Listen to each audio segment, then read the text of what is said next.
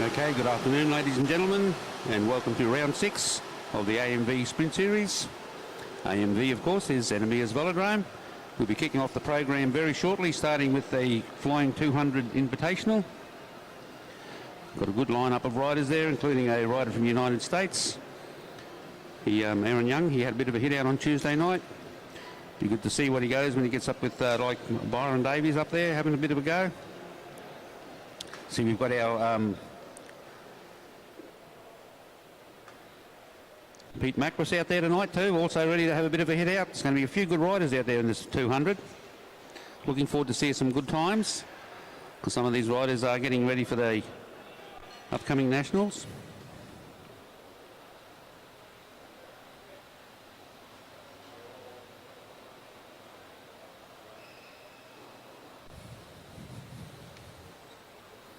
Yeah, pardon?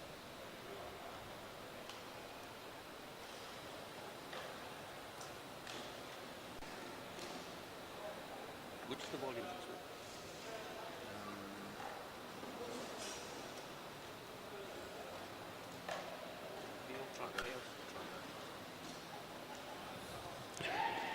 Okay, first rider out on the track now is Aaron Young from the United States.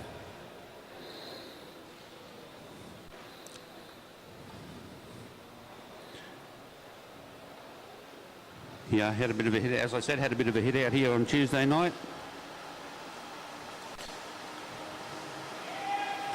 With O and Wook riding with Jared's Sprinters group. Matt Lees going over the far side. They give him a lot of encouragement, calling out to him.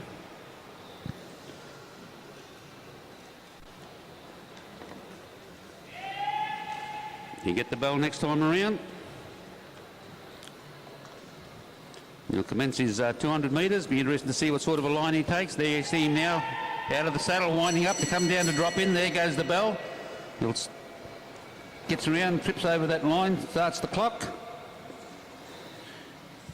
Coming down around the back now. His split is 5.3, so this is going to be a should pull him in under 11. 10.761. Very respectable time.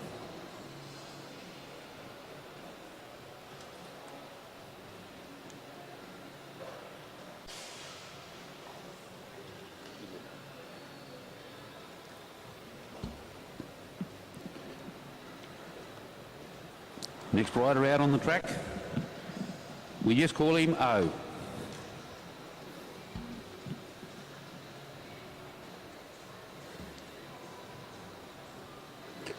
Also rides with the group here on Tuesday nights. Visiting over here for a while from Korea.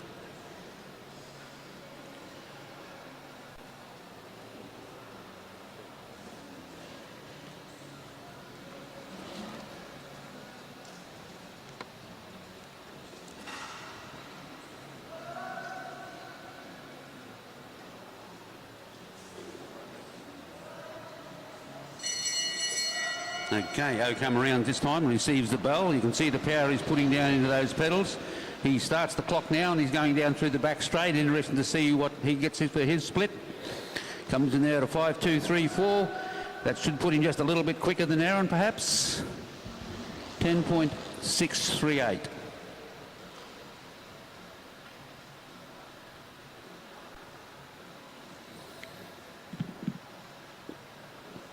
That's just slightly quicker on the time there. Now coming around now with the other rider, Wook Kim. Chang Wook, we just call him Wook. That's close enough, he answers to that.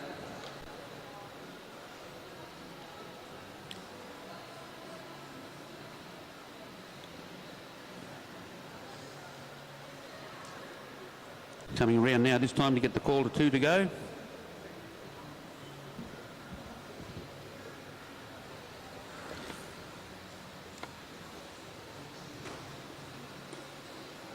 While these riders are over here, they're riding for University of Queensland Club.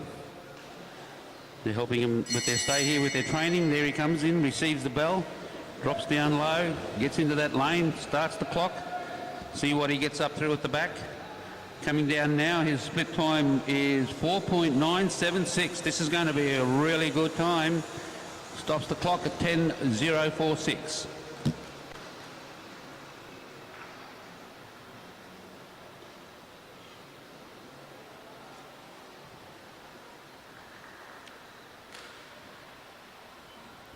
You can see that there, average speed just under 72 kilometres an hour.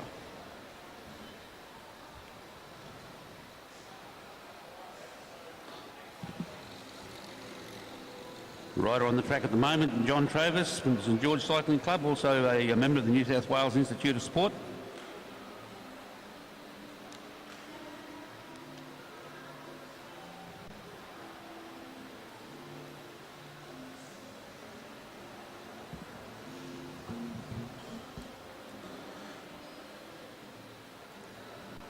There he goes. So John coming in this time to get the call of 2 to go.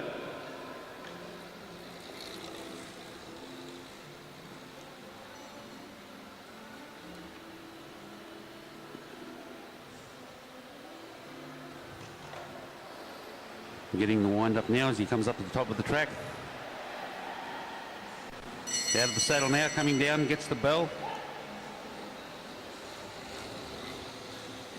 Okay, the clock has started. Let's see what he does the split. Split of 5.633. That will bring him in at 11.286.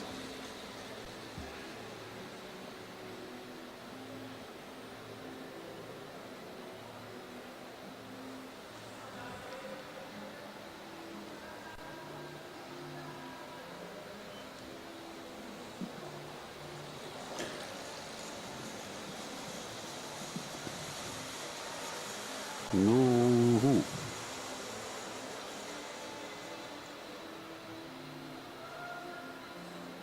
Looks like there's a scratching because that's the distinctive colours of Duncan Allen out on the track. So it looks like we've missed out on Thomas and Clark. So we've got Duncan Allen from the Bundaberg Cycling Club on the track at the moment.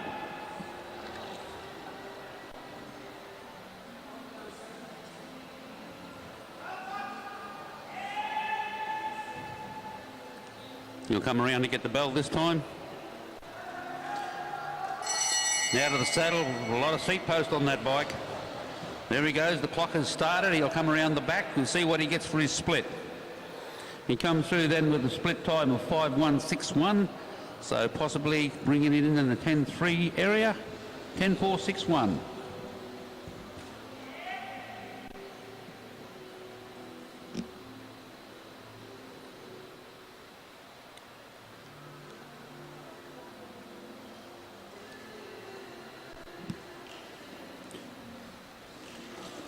We now have Danny Barber on the track from the central New South Wales town of Dubbo.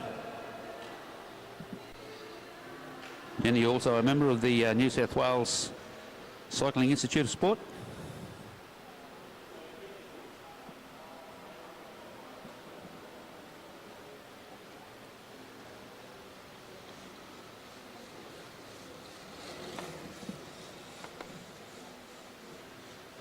Good to see these interstate riders coming up to have a bit of a head out on the track.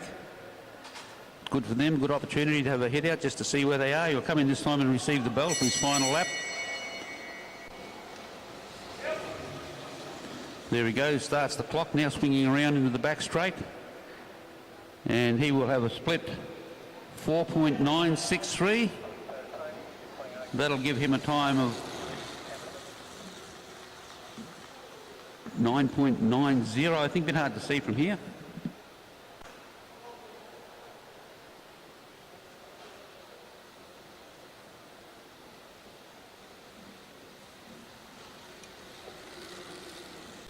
Yeah, just turn it down.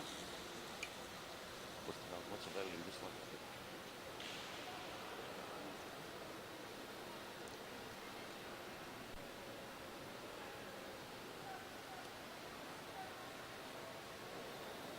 I'll just check the number as this rider comes around. If it is, we've got a rider in there from Belgium, so big mix.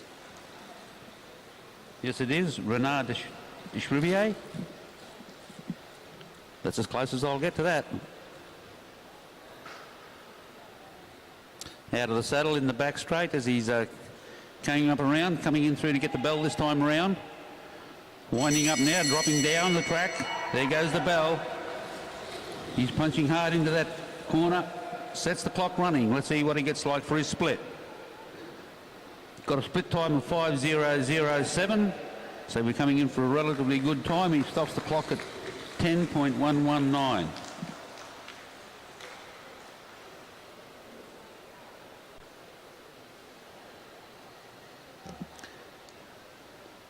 Yes, next rider out on the track, local rider Ryan Elliott, member of the Balmoral Cycling Club, but also riding in QAS colours.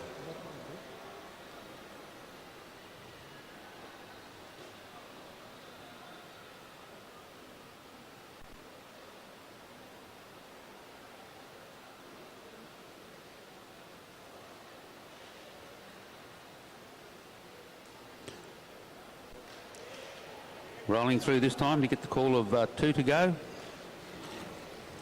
See a lot of the other riders now getting ready to come out on the track.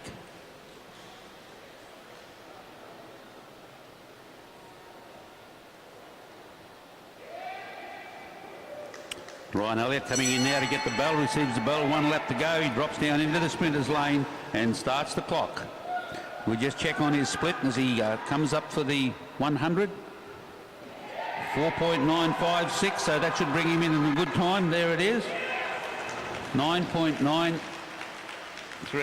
9.993.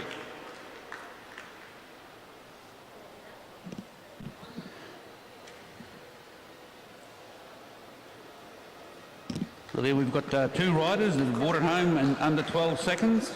Under 10 seconds, sorry. More in the middle. Yes, I just, oh no. How times have changed. Many years ago when he rode at that crack 12 seconds for the 200 was doing really well.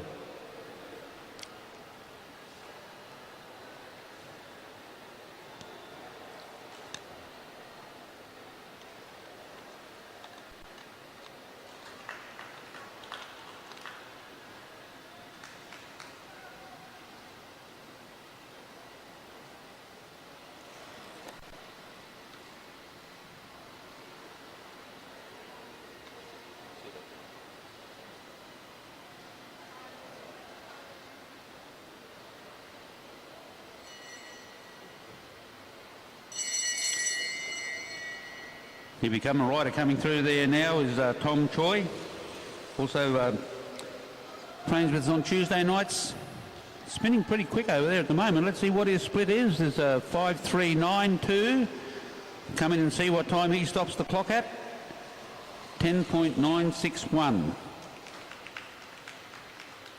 right? And then I'll do him for you. So you can watch him. He's still a junior, isn't he?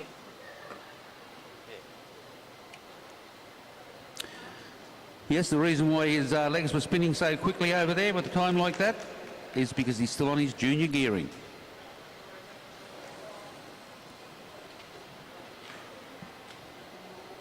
Now, Tom's only 15, I think it is, so he's on under 17 gearing, which takes him a long way down from the big boys who ride in gears up over 100. Out on the track at the moment we have Byron Davies, Balmoral Cycling Club, also in the QAS, Queensland Academy of Sport. Coming up high now, coming down to receive the bell. Big solid lad, and there he goes, he started the clock. He's coming through to the back straight, very good position down on the bike. He's ridden a 4.877, 4.877, and he stopped the clock at 9.780.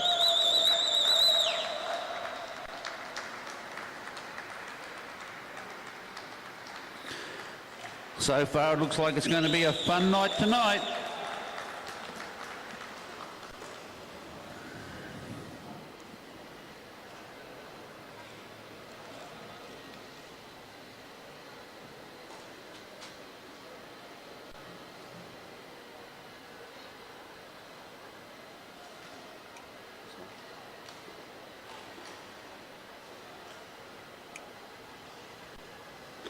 Okay, looks like number 25, Keely Henderson, isn't riding because we've got Glenn Searle out on the track at the moment.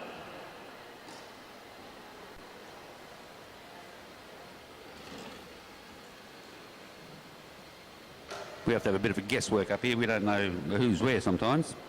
That's Glenn Searle from the University Cycling Club, one of our Masters riders. Out of the saddle, drops down in there and starts the clock. We'll have a split time for Glenn of 5.561. See if he can bring it home a little bit quicker and break the 11. No, 11.384.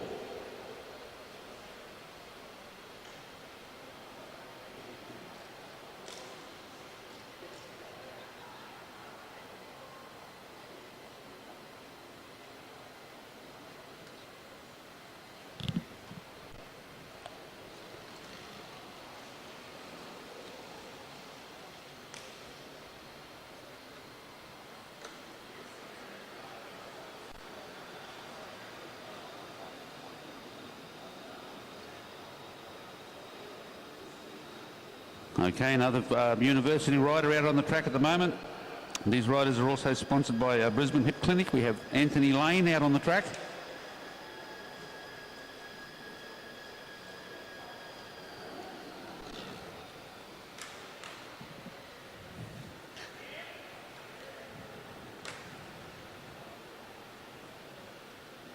Anthony Lane running down. He'll get the bell this time around for his final lap. And there he goes now, out of the saddle, building up speed. Drops down there and sets the clock running. See what his time is like as he gets the split in the back straight. 5.923. He'll come up now and stop the clock at 12.054.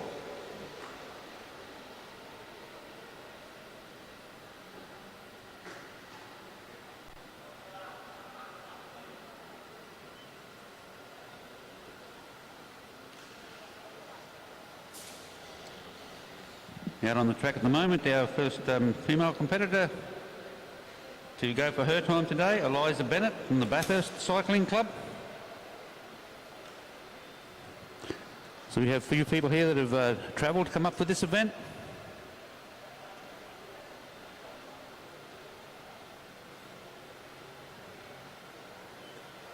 As she just starts her penultimate lap now to get the bell next time around.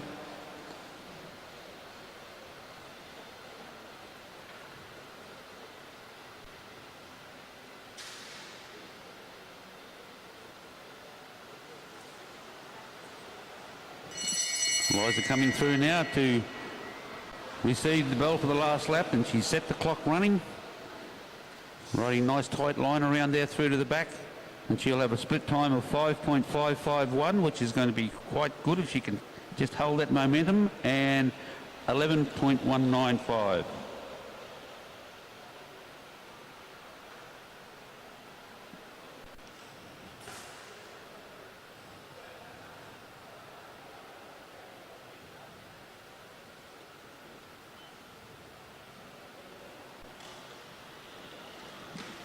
Another one of our female riders out on the track now, Danica Blinko. She's a member of the Balmoral Cycling Club.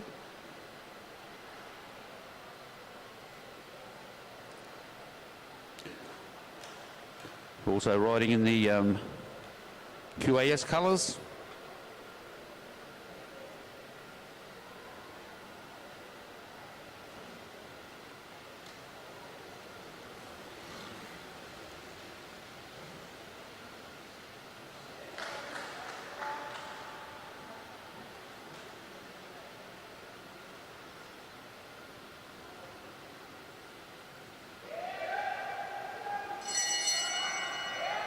Danica coming through this time to get the bell. She drops down into the sprinters lane.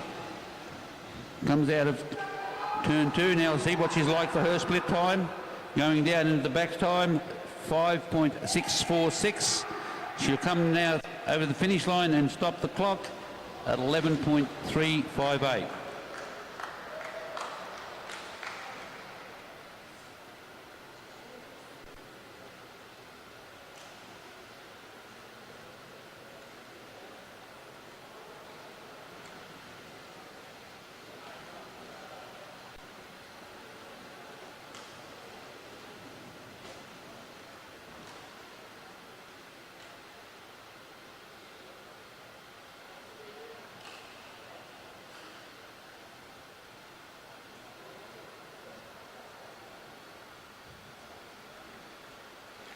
Out on the track at the moment is Corey Boddington, Sunshine Coast Cycling Club.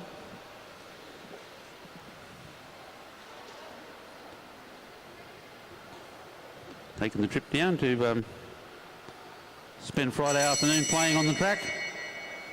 Gets the bell now. Drops down into the splinters lane. Starts the clock running. He had a split there of 5.578. See if he can just break. There we go. 11.307.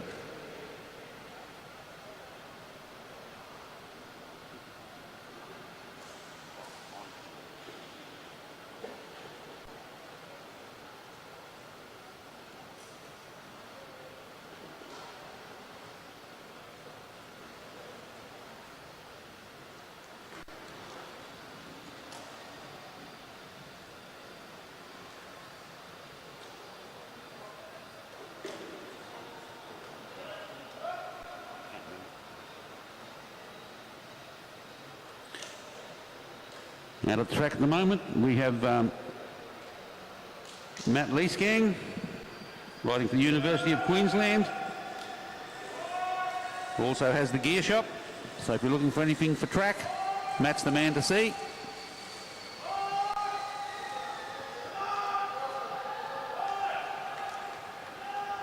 Winding up now down in the back straight. He'll come around this time to get the bell. There he comes now, the bell's out. He drops down into the lane, drops right in, starts the clock running. Let's see what Matt gets like for his split. Coming down into the back straight now, and he stops the clock at 6.003. See what he does for the last 112.302.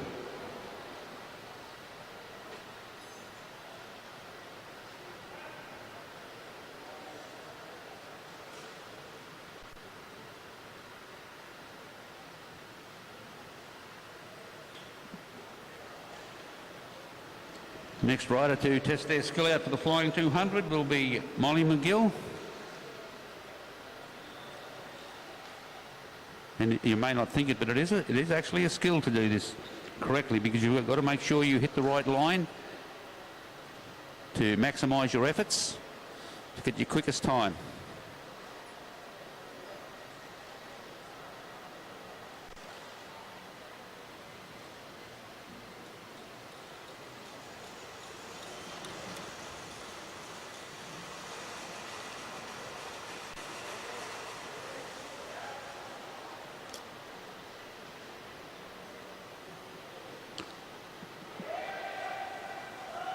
Coming in this time now to get the bell. Molly's got that bike wound up. Starts the clock running. She'll go down across the back and get a split of 5.710. And she'll stop the clock at 11.529.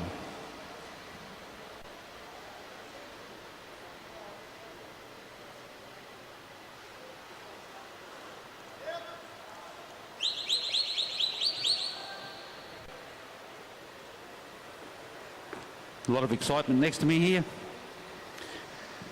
Ella Liang on the track at the moment. Emma Stevens must be scratching. Although I did see her down in the middle there before, so she is here. But Ella Liang out on the track, riding for the Balmoral Cycling Club.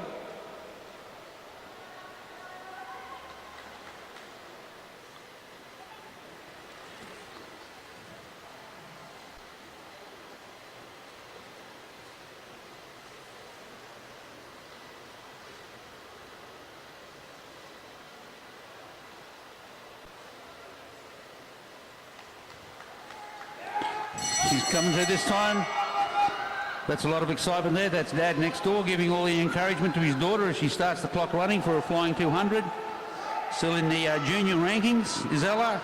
She comes around there, 6.277. She'll come around and see what time she stops the clock.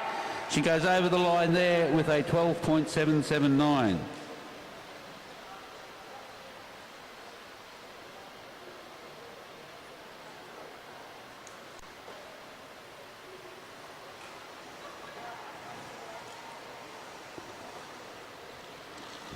Peter Macris out on the track at the moment. Often referred to as the fat banana, but we won't say that on here. We won't let anybody know about that.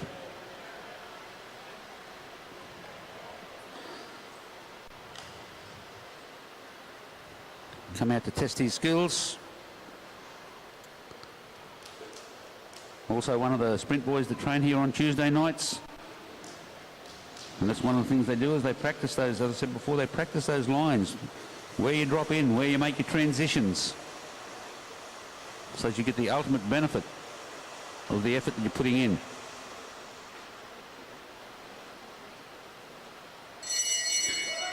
Peter comes through this time now to get the bell. Drifted up a little there, but he started the clock and he's going down the back straight. He's putting some power into those pedals. 5.615 for his split. He'll come around now into the home straight and stop the clock at 11.323.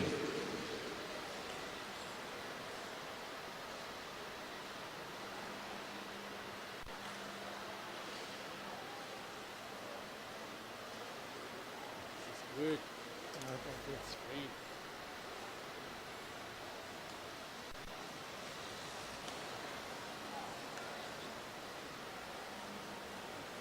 Next rider on the track out there now is Victoria Smith.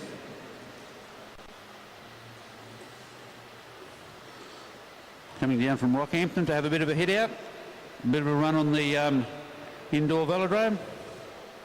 We do have a 333.33 outdoor velodrome in Rockhampton. Raced on that one many a time.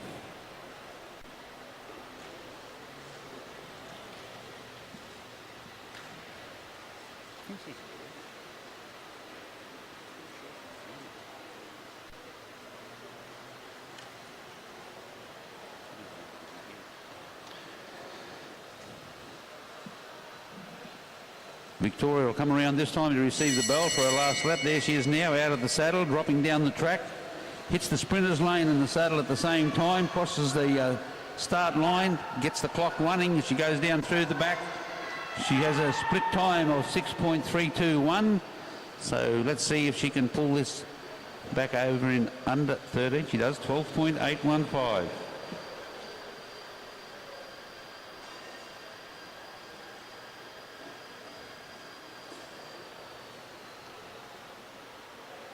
There we go. We have Julie Barnett out on the track at the moment.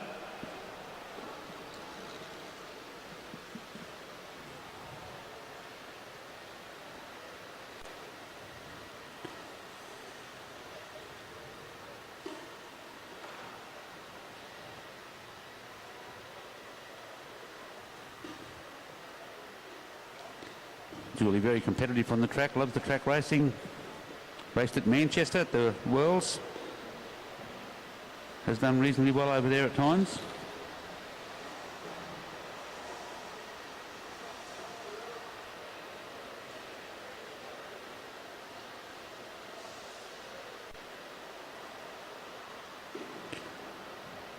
Julie will come around and receive the bell.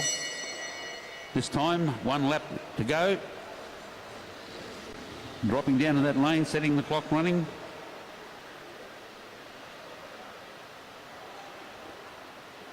Gives a split time. It didn't actually.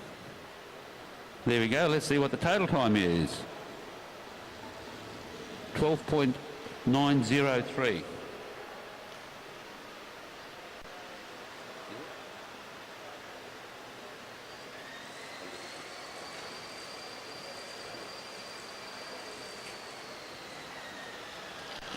Next rider out on the track is Scott Slade, representing University of Queensland. As I said, very fortunate they have the sponsorship there of the hip clinic.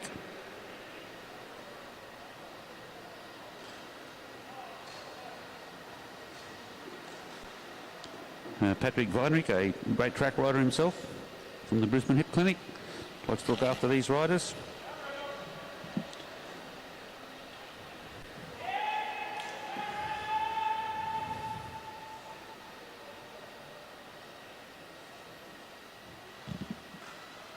Scott will come in this time to receive the bell for his final lap. He's out of the saddle.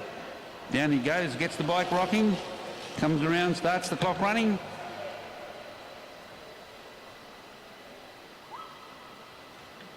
Split time of 6:192, and then he'll roll over the line. Let's see what time he finishes it at. 12.656.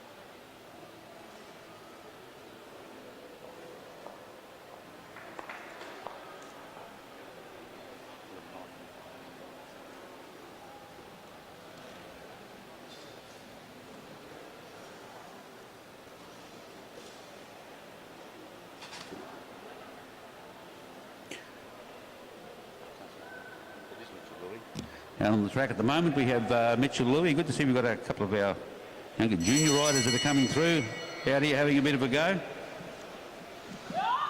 Mitchell Louis goes through, sets the clock running. He comes round into the back straight. You can see the legs spinning on these younger riders.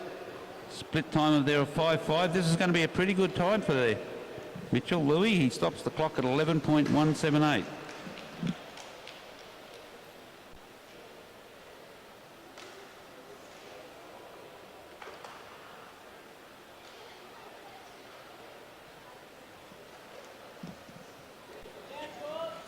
George Tucker from the Rockhampton Cycling Club.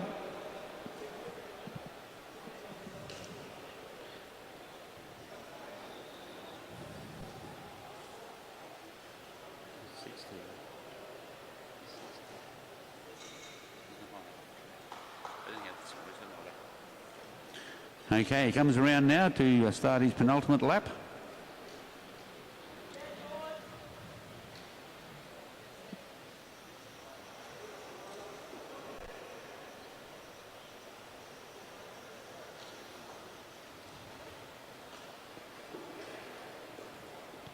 See all the riders around the middle of the track there getting ready for the next event, which is an 8-lap scratch race. So George Tucker comes now, drops down into the lane, sitting a little high there, but he started the clock. And he'll run down through the back, and that's what I mean about training. You want to get down as close to that black line as possible. Has a split there of 6.634. The shortest way around the track is the pole line, and that's where you need to be. He stops the clock in 13.409.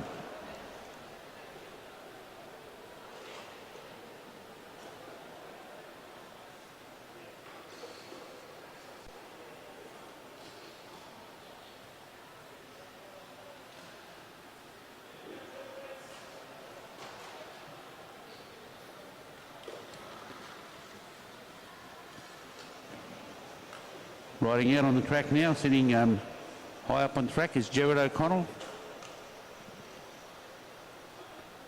These days rides for the University of Queensland. Gerard and I used to like playing sprint games many years ago. We had a lot of fun. Got into a lot of trouble too, but that's beside the point.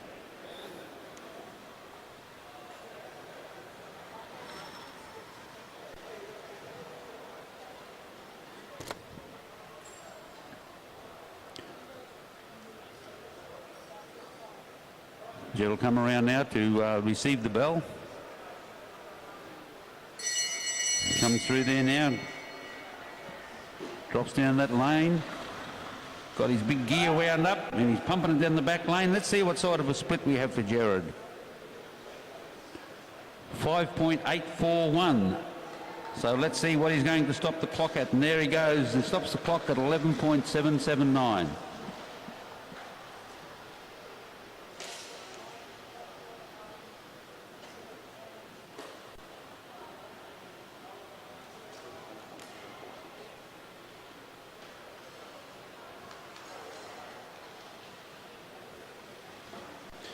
So just a quick look through those times. We had a very quick time there. The fastest time of for that event was Byron Davis on 9.780. Danny Barber from the Dubbo Club, 990.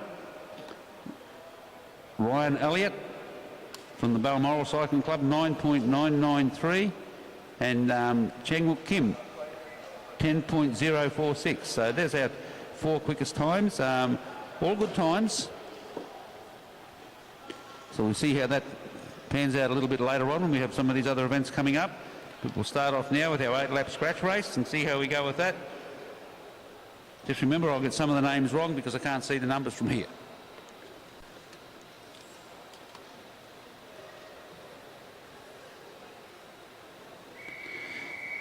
The Commissaire, Mr. Tony Tor, starts the riders on their way. They're rolling out the saddle now. Good to see we've got a couple of the Tuesday night riders in there. Young Sam Hilditch having a bit of a hit out in the scratch race. Matthew Wynne, Nicholas Bank Watson, always here on a Tuesday night, leading the riders through that time.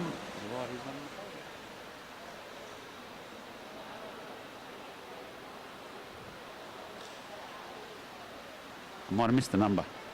So we'll see how we go this time. That's Ash Brazil on the front from Ballarat. So we've got a bit of a mixture of riders in here as well. I'll get used to these as the evening goes on.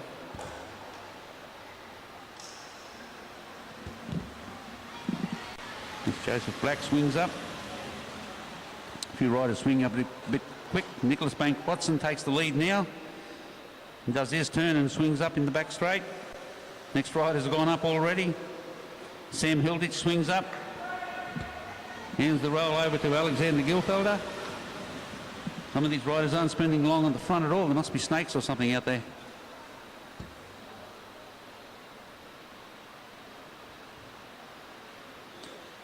Okay, they're swapping turns 5 or 6 times around in a lap. Led through this time by Ethan Lang, who also goes up. They've only come in the call now. They've only got 3 laps to go, so they, I suppose they don't. No one wants to spend too much energy on the front.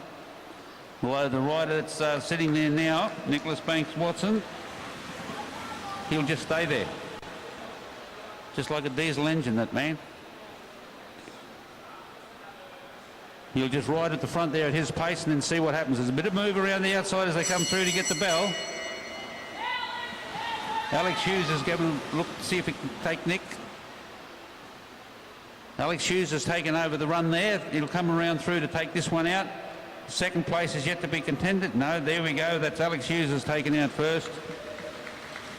Toby Jones is second and Bank Watson roll over the line in third place. He'll come around through to take this But that one over and done with quick. Doesn't take long to get through 8 laps. Second place is yet to be contended. No, there we go. That's Alex Hughes has taken out first.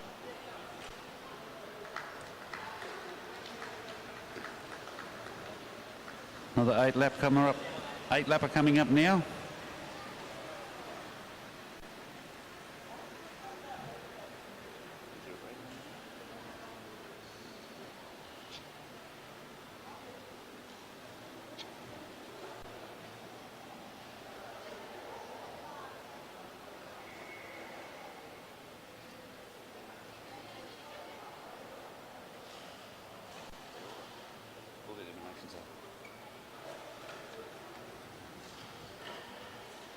Okay, the next event is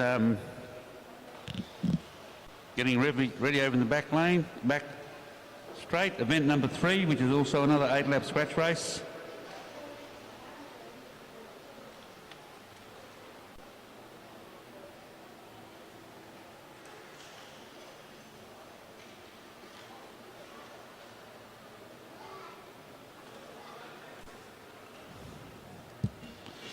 We've got a few of our junior riders riding in some of these events, which is good.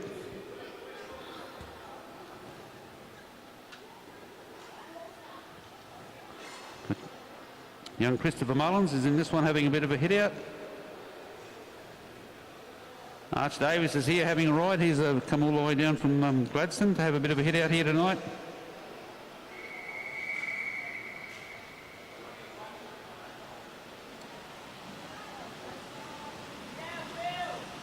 Richard Watson out there having a bit of a run around with these guys.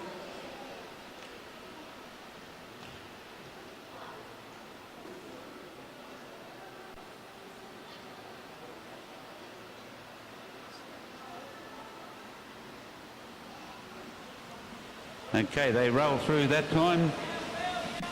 We had Raymond Smith leading them through. He's going to do a full lap at the front. Maybe he just stays there because it's a long way back to the back of the field. And they only got 8 laps. Yes, and the back of the field's coming to the front because they know. Okay, I'd say by the style that's Eden Cunnington that's just hit out off the front. Yes, it was. Know her style quite well. She's quite often here on a Tuesday night having a bit of a run out, and then we'll jump in and spin with the A-graders. So Richard Watson just did a turn up the front. The father of Nick Banks Watson from the previous race. It's quite often you have dad and son here on a Tuesday night having a bit of a hit out.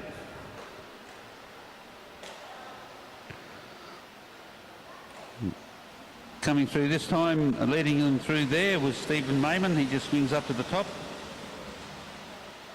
None of the riders want to do a lot at the front, but they don't want to stay at the back either. Got a bit of a group getting together now as they come through this time to get the call of 3 to go. Eden Cunnington hits the front, and as soon as she hits the front, away she goes. Wayne Godfrey sitting just up above her.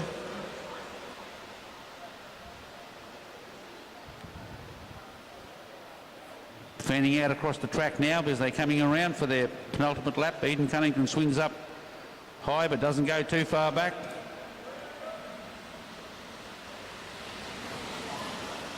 Steve Mayman just hanging around near the front and watching what's happening. So now we've had a rider hit out off the front. They come through to get the bell this time.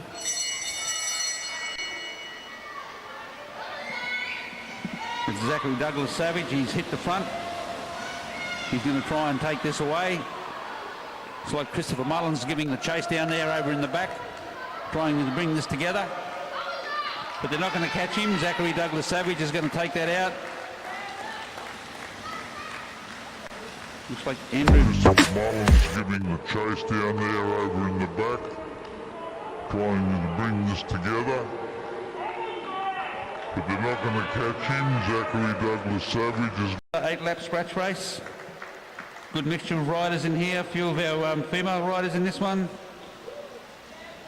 Gabrielle Tomaz is having a ride. Sienna Monteith from Townsville Cycling Club. Good to see them down again.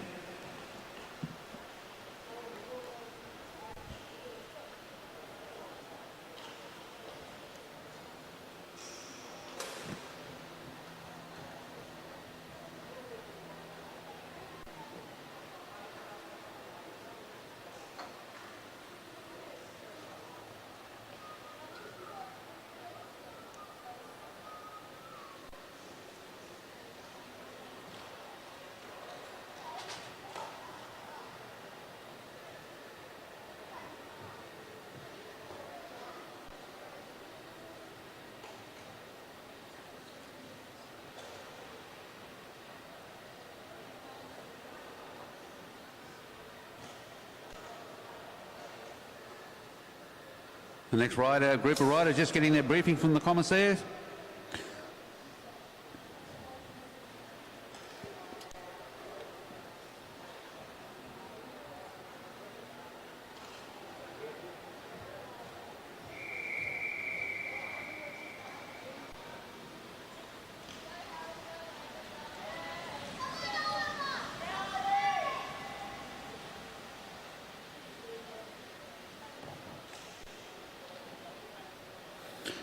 Okay, next group of riders on their way. They'll come around this time with 7 laps remaining.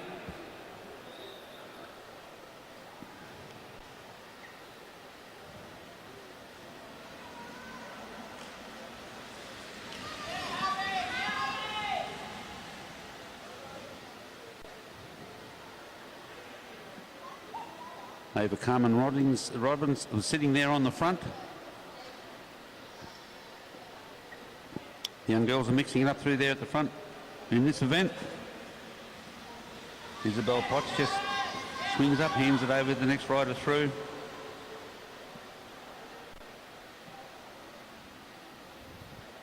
You're rolling now. Sharon McGuigan goes to the front.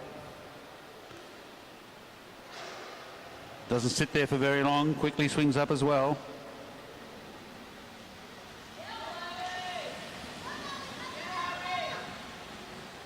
Pace picks up a little bit now.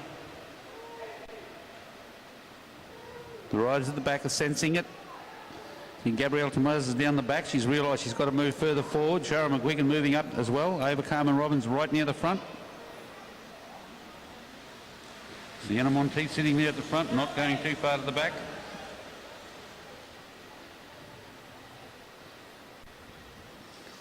I'll come around this time and get the call of 3 to go.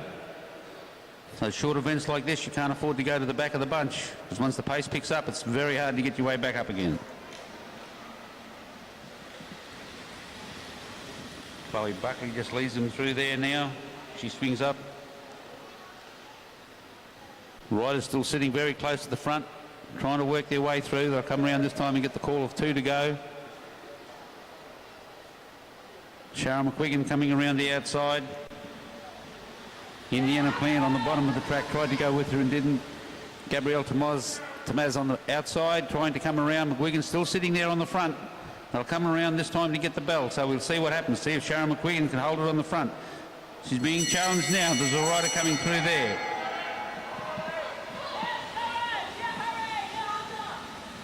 Gabrielle Tomaz is trying to chase that rider down.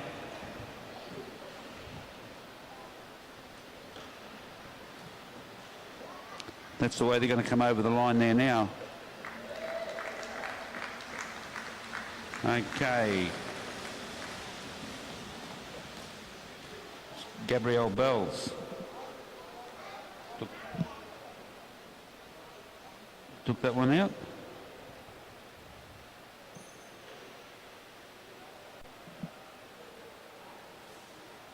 Just check on some of these numbers.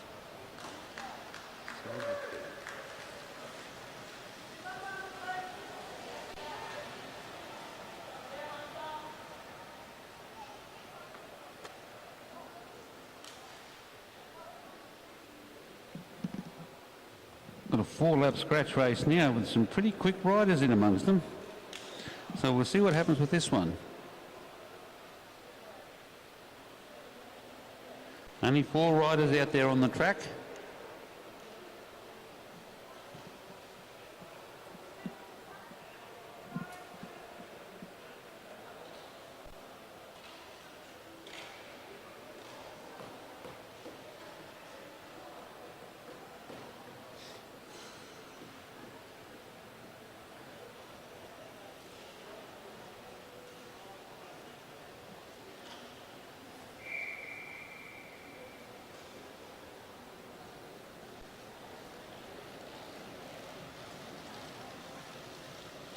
So only the 4 riders out there at the moment. Duncan Allen riding through to the front. Aaron Young on his wheel.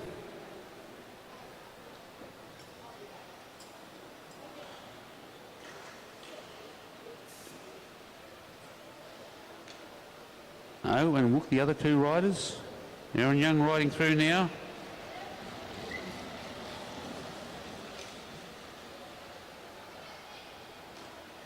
Walk down on the bottom of the track. Oh, swings up a little bit higher. Aaron Young tries to... He's going to come through now. Wants the lead. That didn't work. The boys are messing up. O's down on the bottom track. He's going to go a long way from home. That's a long way from there. Walk's going to chase him down. Aaron Young's following them up.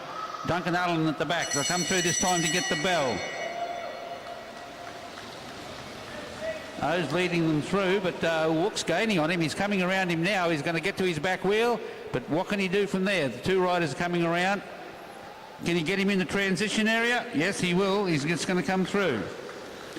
And Wook Kim will take that one out over O, and the other 2 riders have rolled across the line there. Interesting little thing with this, the 4 riders. A lot of cat and mouse going on.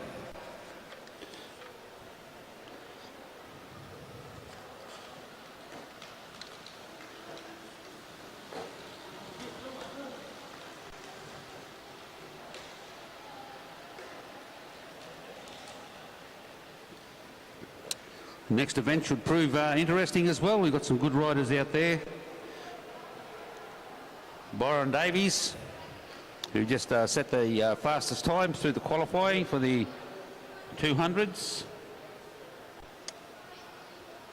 Denny Barber was also up there in amongst those with the 200s.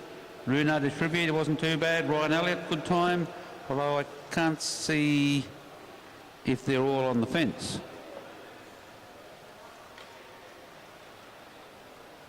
We'll see what happens as they come around to see who we've got, or who we don't got,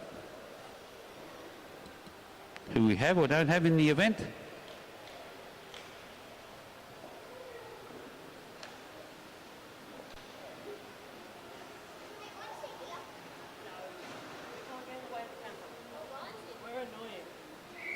So O'Connell is there, Ryan Elliott is there, Byron Davis is there.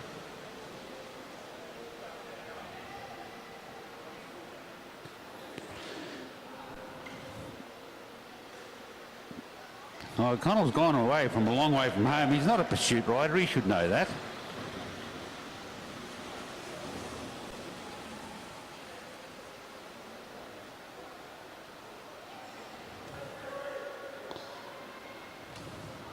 I don't know what Jared thinks he's doing, but he's out there and he's got Ryan Elliott sitting right on his wheel.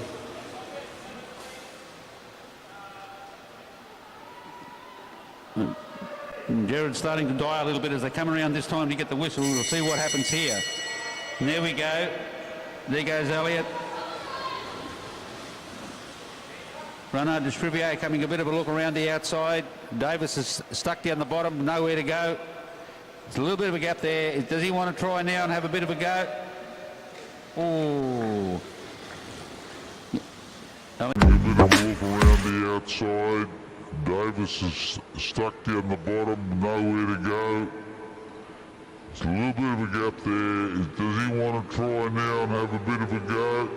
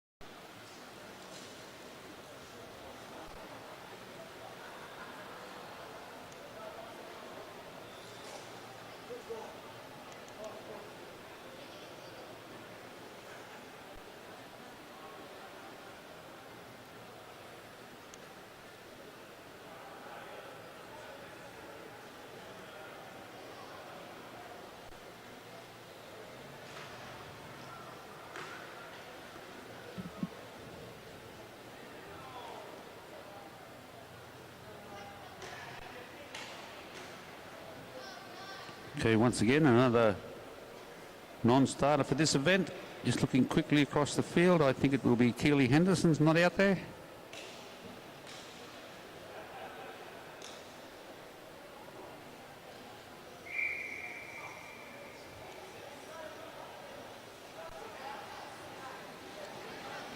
We get the whistle to start the event.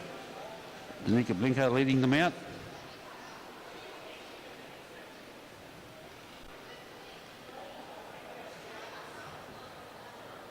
Not much pace on here at the moment. They come around this time to get the call at 3 to go. A bit different to the last event where it was on from the word go.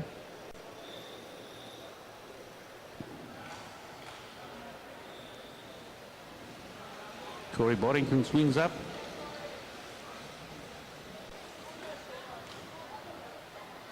Anthony Lane and Glenn Searle riding side by side. Danica Blinko sitting back on the wheel there. They come around this time to get the call of 2 to go. All the riders watching each other go. Glenn Searle decides to go. Anthony Lane goes on his wheel. Oh, Anthony Lane goes straight past him. Glenn's trying to hold on. They'll come around this time to get the bell to go. Glenn Searle just wants the wheel of Anthony Lane. Corey Boddington now having a bit of a hit out around the outside. But these riders are both powerful riders. They're all coming down around now. They'll come around in the bend at 3 to go. Glenn Searle's holding Boddington out into the second place. So we'll see how they go coming up the line. Boddington rolls him, Glenn Searle, and followed through then by Danica Blinko.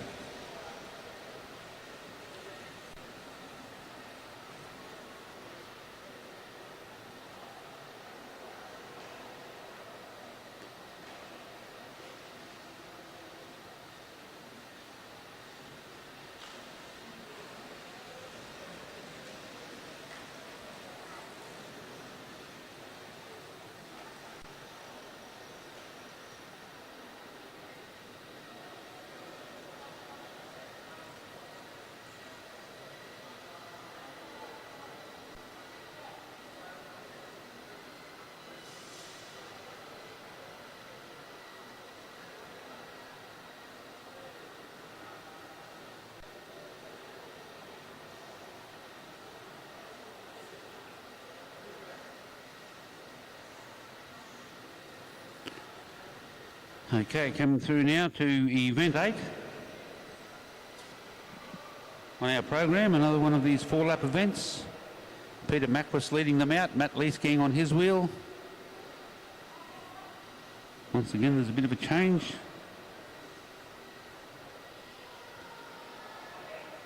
Emma Stevens is riding in this one, and Ella Liang is in there. I think it is.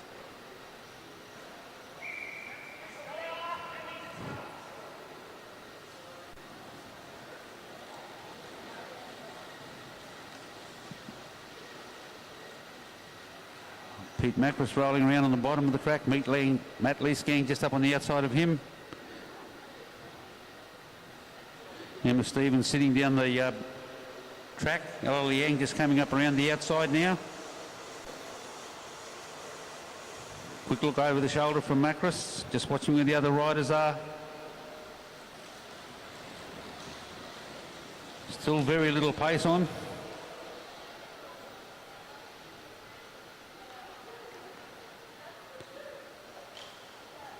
Emma Stevens moving up through the bottom of the track now. She's up shoulder to shoulder with Leesking. Macris is still waiting to wind it up. Call of 2 to go then. Macris just looking over the shoulder. Leesking sitting just outside the wheel. Ella Liang follows Leesking around. Macris on the bottom gets left behind. Stevens sitting at the back now. She'll wait till the bell goes and then she'll hit it. Matt Leesking leading it out. There goes Emma Stevens round the outside. Ella Liang just hanging on to the back of Leesking's wheel.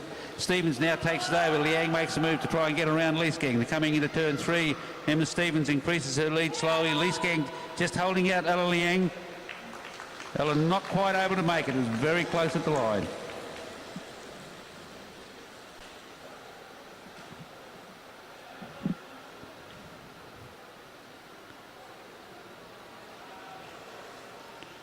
Moving on now to event 9. Another 4-lap scratch race.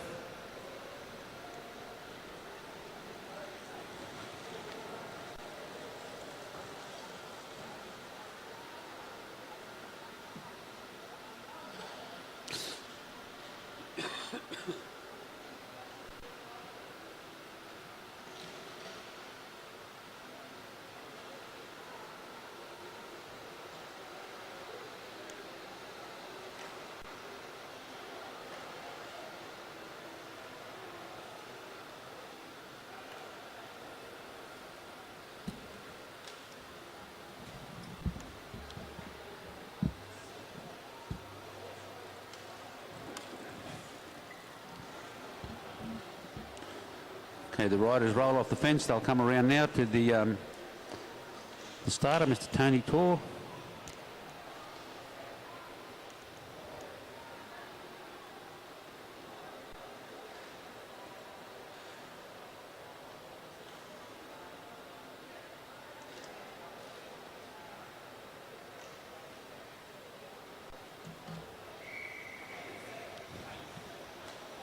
Come through now and there. Julie Barnett on the track. George Tucker down on the bottom of the track.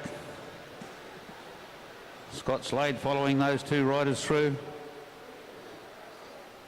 Slade sitting on George Tucker's wheel. Julie Barnett sitting high up the track. Just keeping an eye on things from the back there. Other two riders will come through now. Victoria Smith sitting there at the back of the bunch.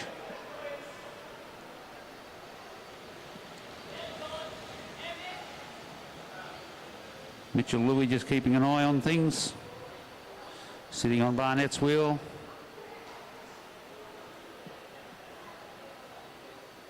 Still not much happening. They'll get the call of 2 to go this time. Tucker still footing on the front. Now we see a bit of a jump there. Scott Slade jumps out of the wheel. Julie Barnett's going to try and go around the outside and go with him. Mitchell Louis right on the wheel. Victoria Smith also following through. Slade now has opened up about a 5-metre gap, but that will, as he comes around to receive the bell for the final lap. Mitchell Louis opens up and he's coming around the outside. Victoria Smith trying to go with him. Couldn't quite hold the wheel. Barnett comes up and going around Scott Slade. Victoria Smith on the outside of her, high up the track. See what happens when they come through into the transition. Scott Slade has now put a bit of a gap there again, and he will come through to take second. Julie Barnett third, and Victoria Smith a very good fourth up on the top of the track.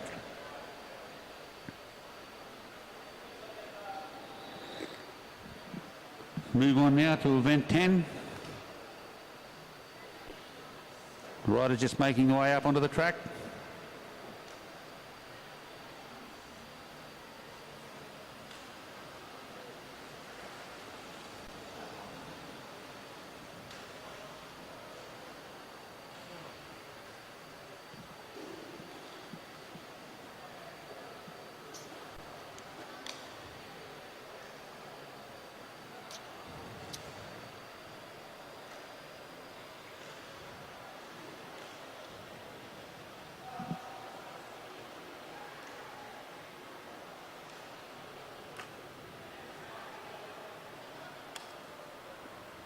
Clerk of the course over there giving the riders the final instructions.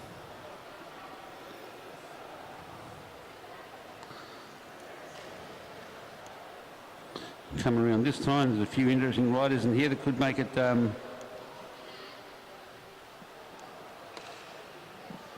quite interesting.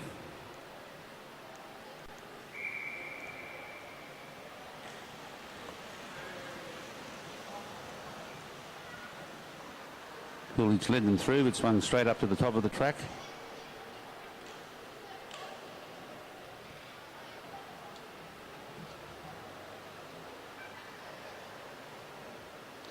None of the riders putting on too much pressure there at the moment.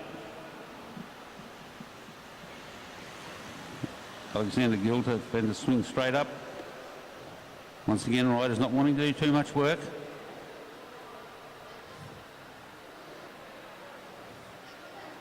Still come around this time, still get the call of 10 to go.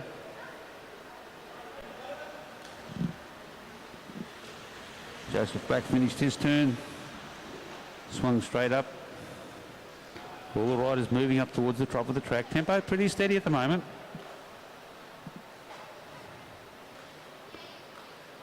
Some of these riders are pretty well matched out there.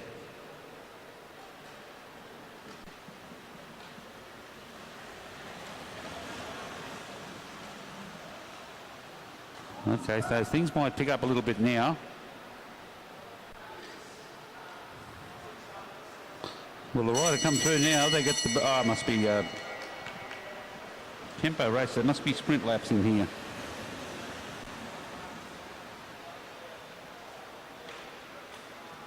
No, points will only go to the first rider across the line, of course.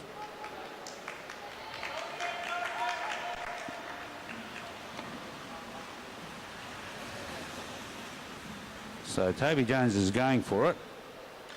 He's got that first point.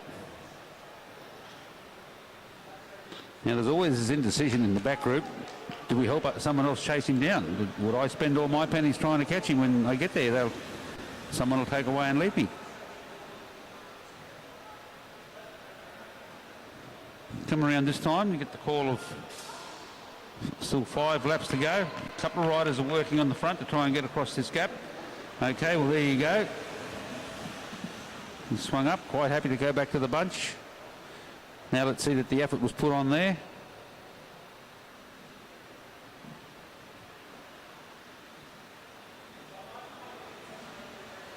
Alex Hughes coming through. He thinks, had a quick look, he was going to swing up, and then he's seen there's still a bit of a gap there, so he's going to try and hold on for another lap.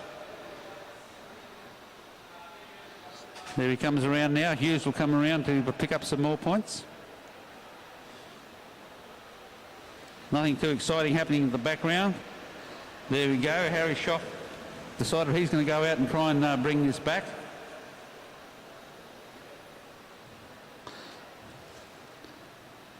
We get the call of 2 to go this time. Hughes is still sitting on the front. Schoff's trying to get across to him. Not much happening behind that. Harry Schoff is gaining. Hughes holds on for another lap. This time they get the bell. Last lap to go. Hughes has had enough. Swings up to the top.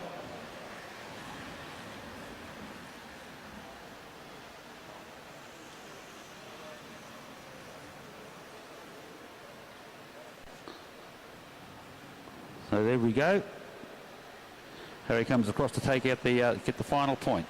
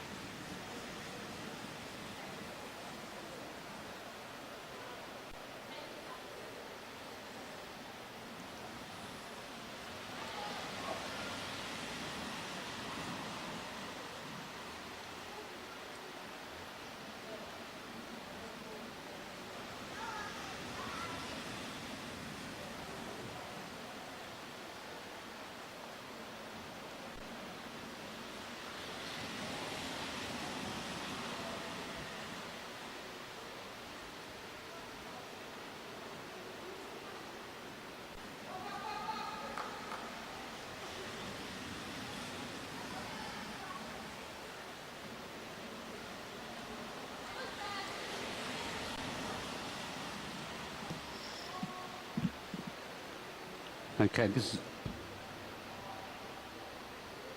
is our handicap tempo event. A lot of juniors out there riding this event.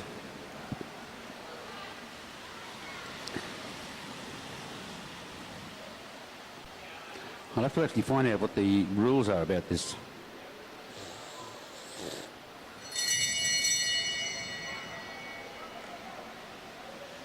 There's Sienna Monteith on the front of that group, and they're followed through by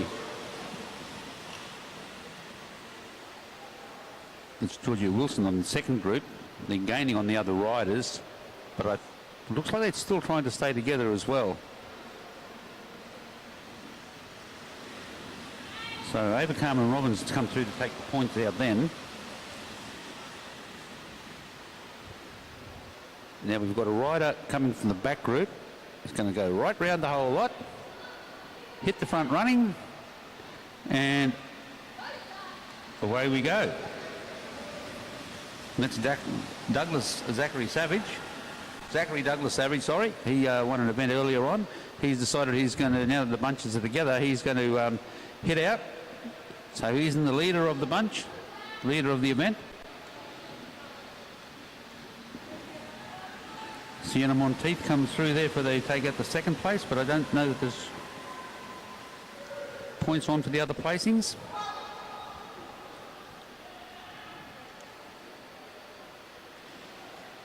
Douglas Savage still holding the lead. Still a long way to go. A couple of riders now decided they're going to join the chase.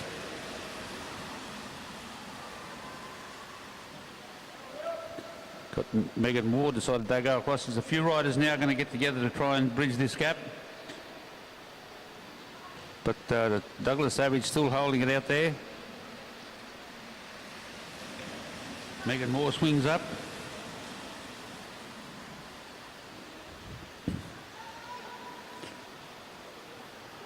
Still holding this lead. Some of our riders are about to be lapped.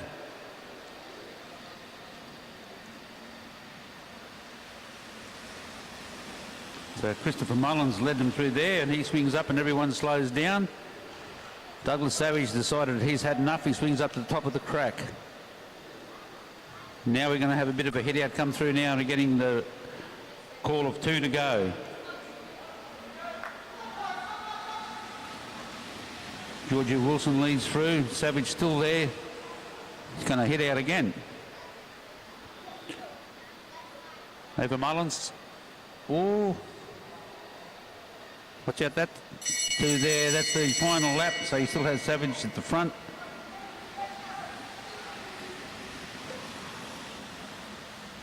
He's going to be challenged as they're coming around the corner there though.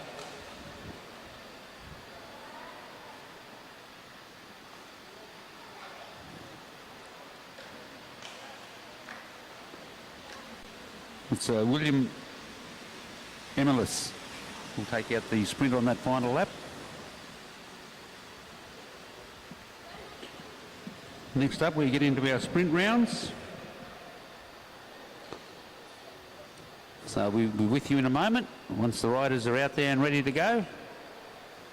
See they're all warming up down there in the middle.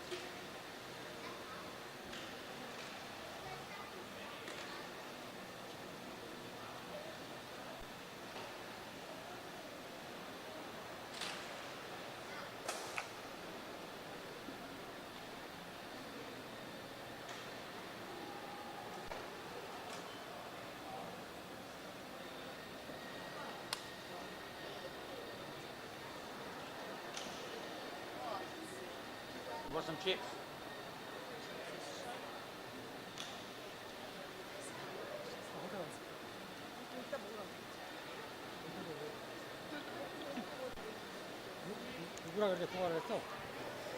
Okay, lining up on the on the track here at the moment.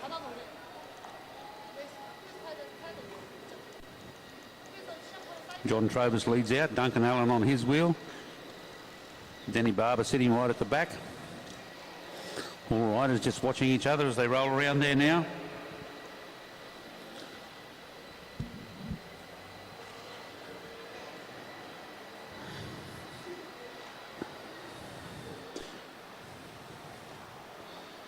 Worst place to be in one of these events is usually in the middle, because you've got to watch the rider at the back and the one at the front.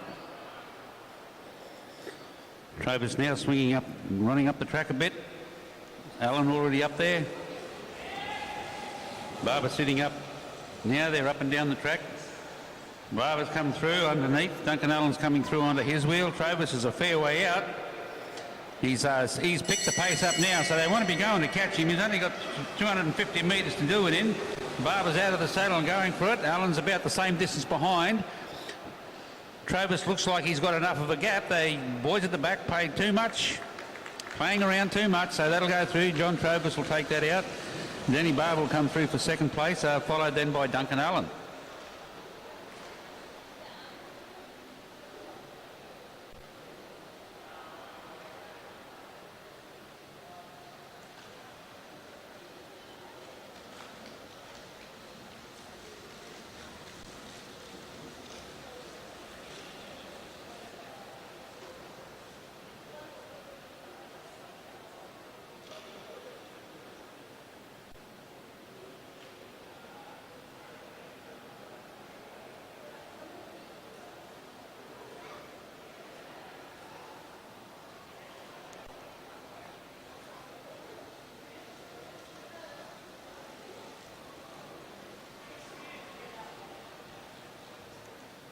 Riders up next round ready.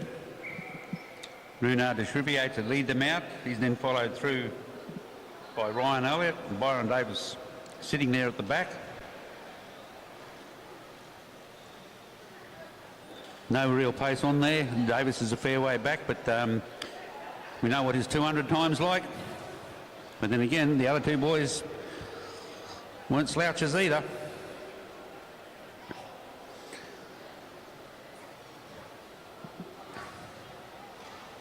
Schriver's at the front now. He's going up. Elliott's going to go and jump onto his wheel.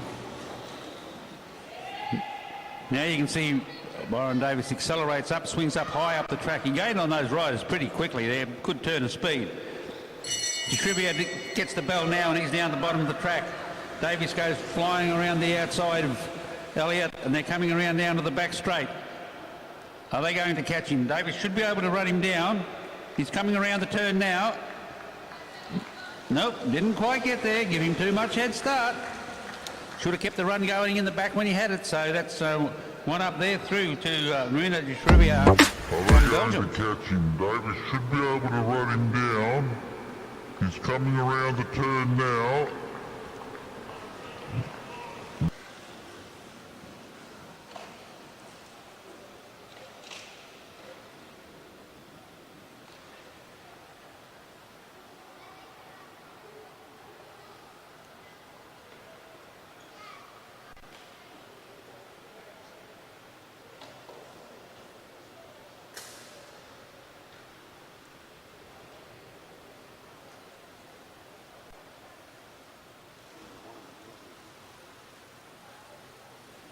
Okay, only two riders in this event now.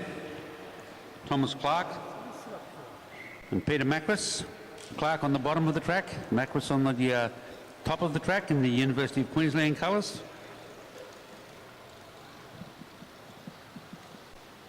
Thomas and Clark hailing from the St George Cycling Club. Come up to have a bit of a hit out on the AMV.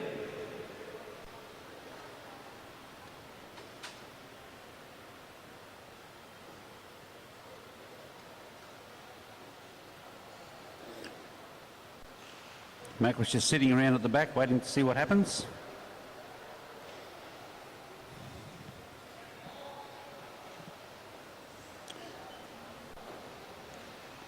Slowly picking the pace up there. They'll come around next time to get the bell.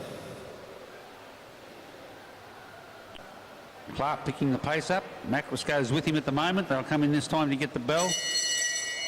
Clark now opens up. Just see what Macris can do. They come around into the turn one.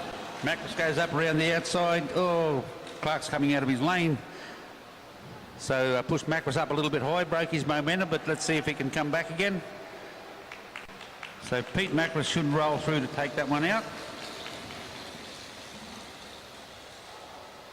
Pushed Macris up a little bit high, broke his momentum, but let's see if he can come back again. So Pete Macris should roll through.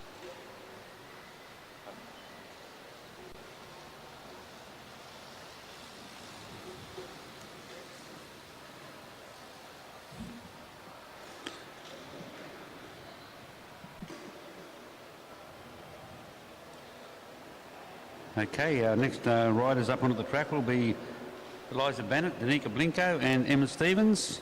So we have Emma up on the top of the track here.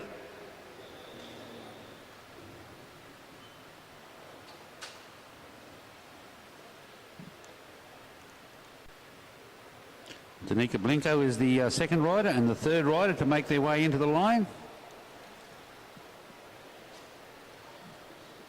Is Eliza Bennett from the Bathurst Cycling Club.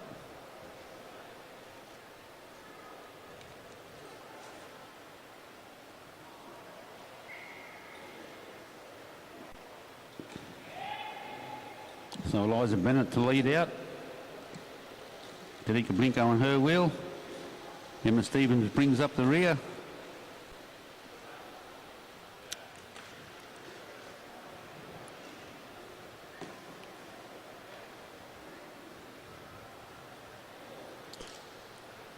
Rolling around in the back straight. Nothing much has changed. Comes through to get the call of 2 to go. Stevens will be watching from the back. And then Danica's got to watch Stevens. And Bennett. Bennett out of the saddle, just slowly picking the pace up.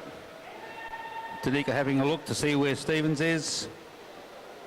They come around this time, so Danica Blinko decided she's going to go. Emma Stevens accelerates on the bottom. Emma Stevens still sitting around at the back. They're coming down to the back straight now, and let's see what happens here. Eliza Bennett is still holding them out. Danica Blinko comes up around the outside, trying to have a bit of a go. Emma Stevens just sits up, so does Danica Blinko, so that one is taken out by Eliza Bennett for the back. Eliza Bennett is still holding them out. Danica Blinko comes up around the outside, trying to have a bit of a go. Emma Stevens just sits up, so does Danica Blinko. Okay, next one up we have Aaron Young and Wook Kim.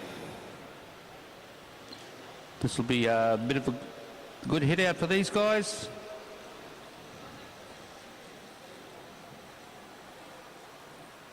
They actually haven't, that I'm aware of anyhow, they haven't actually raced each other before. A lot of the times when you're coming to these events, you're riding against riders that you've ridden against before, so you tend to learn what their habits are, what their strengths and weaknesses are, so you get to know them, whereas if you're coming up a rider that you've never ridden against before, you don't know what to expect. So if they go from the word go, you don't know whether they can hold it or not, whether they can keep it going. You've got to chase them down quickly or just gain on them slowly because they won't make it the full distance, because these are only 750 metre laps, 750 metre events.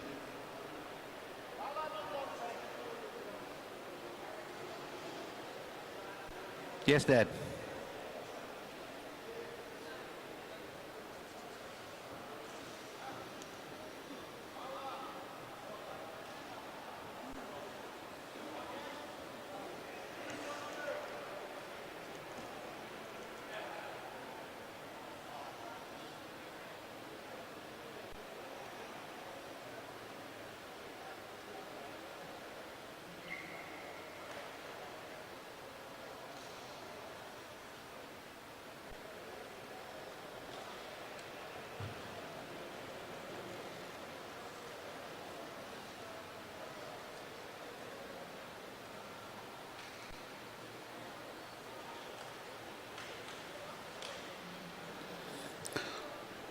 Aaron Young leading it out.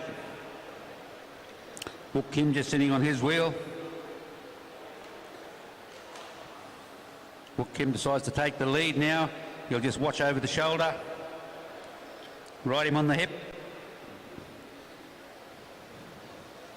Wook had the quicker 200 time. So Young wants to take the lead. He's taken it away from him. On the old 333 metre tracks, the back place was the good place to be, but on the shorter tracks, maybe not quite so. The bell goes this time, but Wook Kim just accelerates around the outside of Aaron Young. Aaron Young now, you can see him digging in deep. He's going to try and hold that wheel. He'll have another go.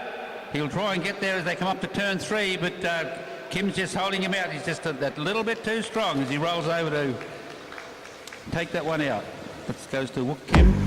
Aaron Young following through very closely. Turn 3, but Kim's just holding him out. He's just that little bit too strong as he rolls over to.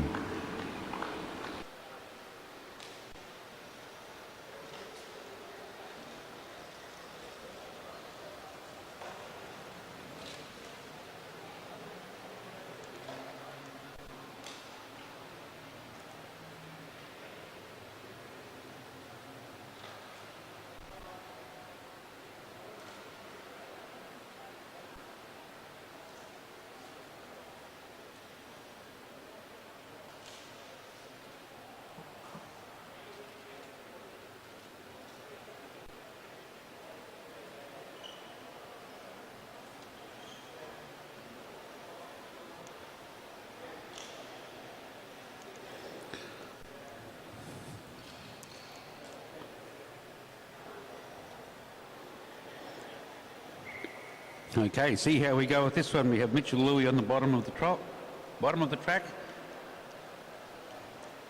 O in the middle and Tom Choi.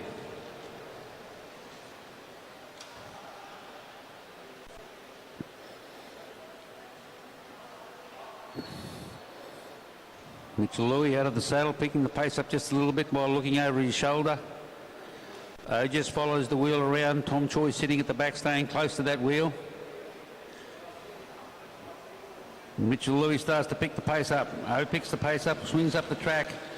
But Tom Choi is still just following that wheel. He knows where he wants to be. He's going to sit in the slipstream of O's wheel. And there he goes now. Mitchell Louis leads it out. O's just sitting there waiting. Now you can see he starts to accelerate now. Tom Choi still sitting on the wheel. Now O pulls outside of Louis. Tom Choi still following through. O comes around the outside, hits the front. Yes, and Tom managed to sit on his wheel to hold out second, but it was very close between those three riders. It was good to see. Pulls outside.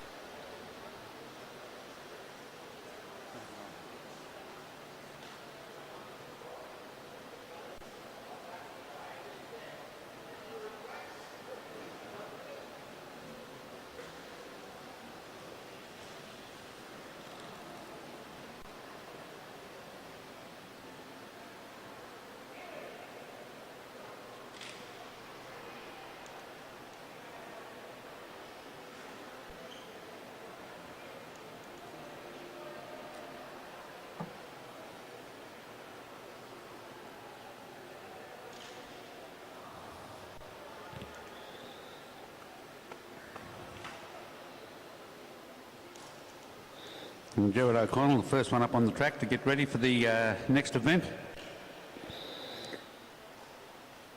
Corey Boddington come up to meet him. Simon Wallace possibly a scratching, I'd say, because he's not there.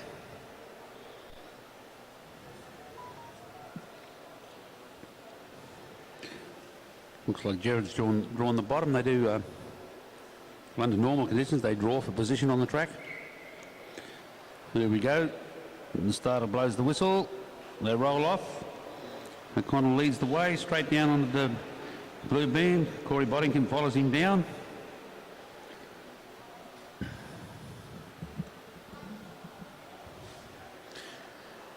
O'Connell going up the track. Boddington follows him up to the top.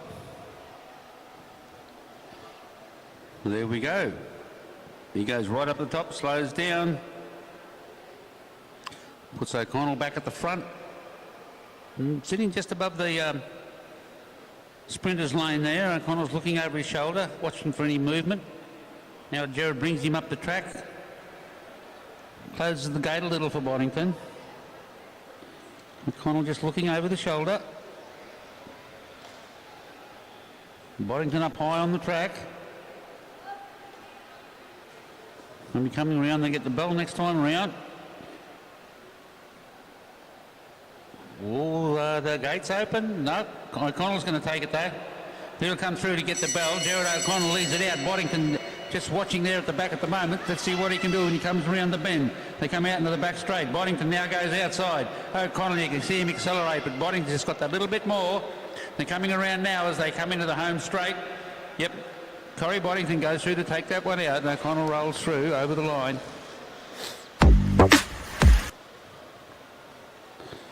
All fun and games out there.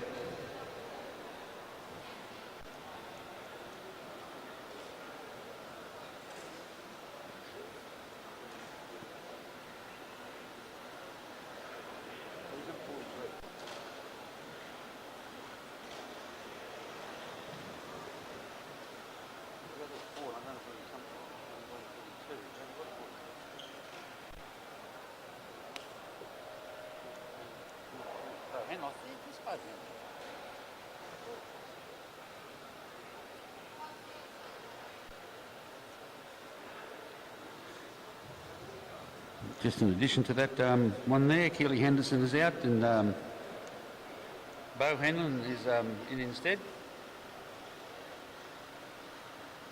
If anyone wants to update their programs, number 43, Bo Hanlon, in some of these events.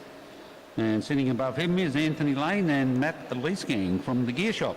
Right at the top, as I said, you're looking for any track bits or need some advice or information. Matt Leesgang's the man to see from the Gear Shop.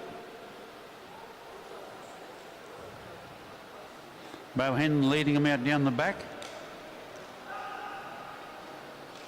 Leesgang keeping an eye on Lane.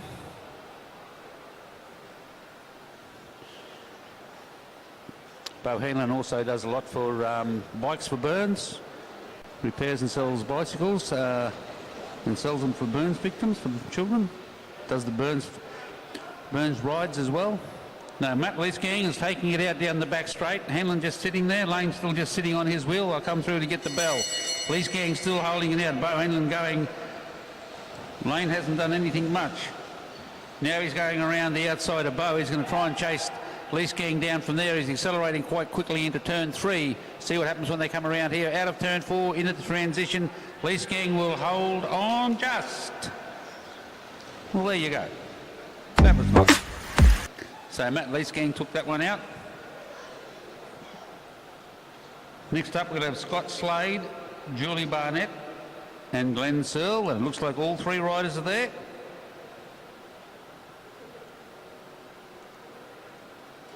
Scott Slade changed helmets.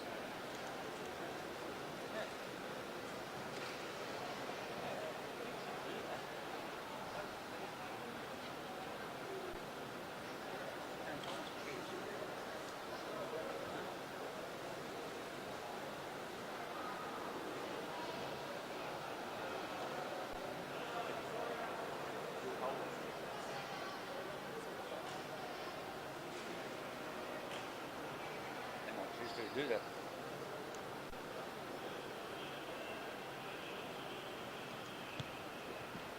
So there we have it, Scott Slade on the bottom of the track. Then Julie Barnett and Glenn Searle sitting at the top. The whistle goes, they roll away. Unless the rules are changed, the rider who draws the number 1, unless overtaken, must lead for the first half lap, and it shall be at walking pace or greater.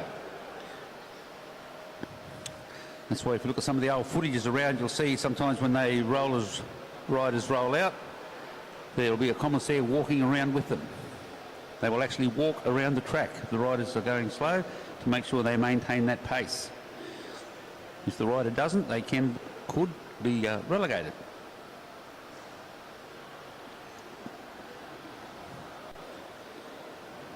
All 3 riders still sitting pretty close. Slade still at the front, Searle following him through. Julie Barnett now dropping down to the bottom.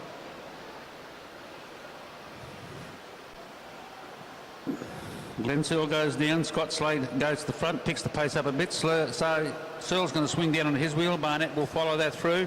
They'll come around this time to get the bell. Scott Slade now out of the saddle, putting the power on. Searle's giving it a bit of a go. He wants to go with him. Barnett tries to hold the wheel. They enter up the back straight now, and you find Lane is going around the outside. He's going to try and get him coming around the bends and get him in the transition. Barnett is trying to follow the wheel through. They roll out. Searle goes through. Barnett will accelerate through for second, and Scott Slade will be third.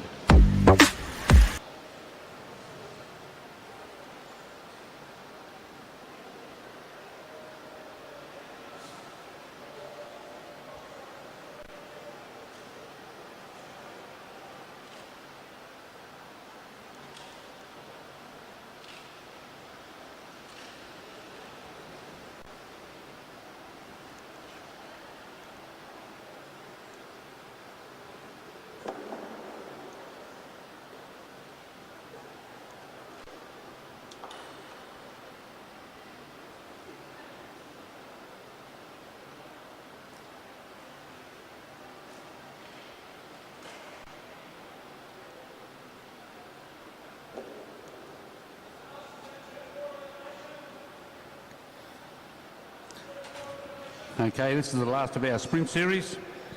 I'm just waiting for the noise to start in the booth next to me, as I'm sure it will in a moment. Leading him out this time is Victoria Smith, followed by Ella Liang, and then George Tucker on the top of the track.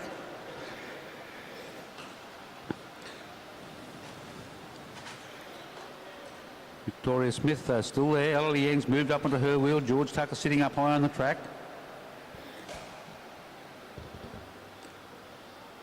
The riders now rolling down around in the back. Positions haven't changed.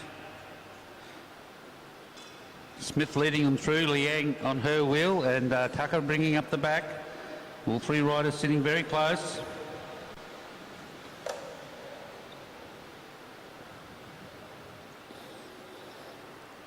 Liang moves up a little bit to come up onto the shoulder. Swings up the hip a bit high. Victoria Smith now opens up as they come in to get the bell. Ella Liang goes around the outsides. George Tucker trying to hold onto the wheel. The girls are riding shoulder to shoulder.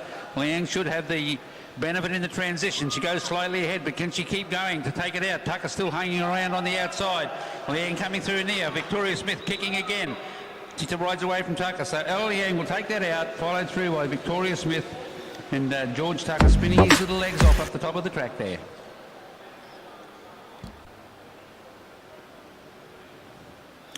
Okay, our next event we're moving on to will be event 13, which is the Queensland Elimination Championship for Masters Men 2 to 4.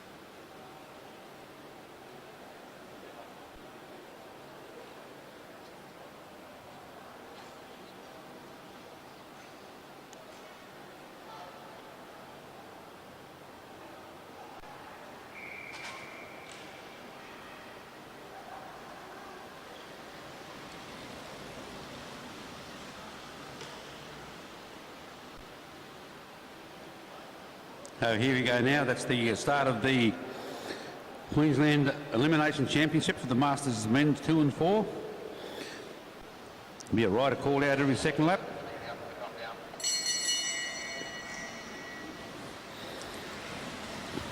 So we'll see who goes through here. The riders be coming around. It's very hard when you're in a mixed group like this to keep an eye on your other competitors in the same age group. So we just see here as they're coming through the line now.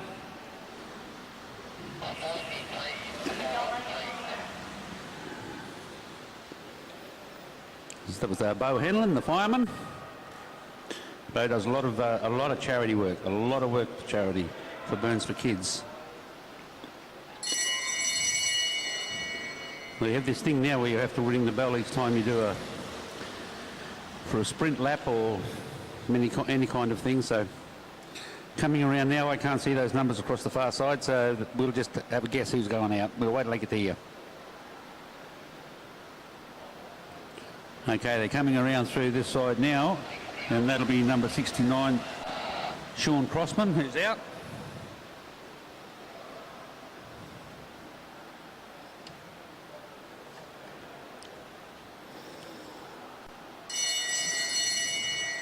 So to get the bell, another rider out next lap round.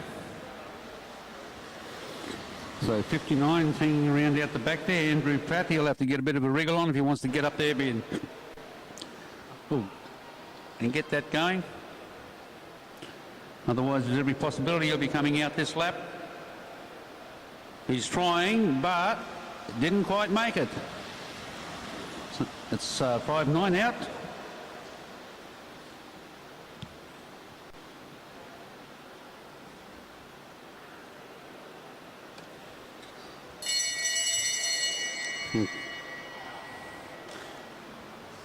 Chris Lang's not in a very good position down the bottom there now. He'll move up a little bit. That's what he wants to do. Sometimes you get into a position that on the bottom of the track you don't have anywhere to go. I'll come around to get another rider out this time around. And that'll be number 29. He's out of the game. That's Raymond Smith.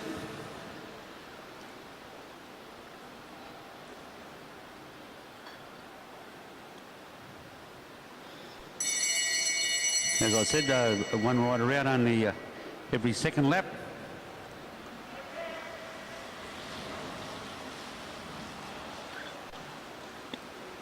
Now I'm going to see what the comms do there, see what the rules are these days for the elimination.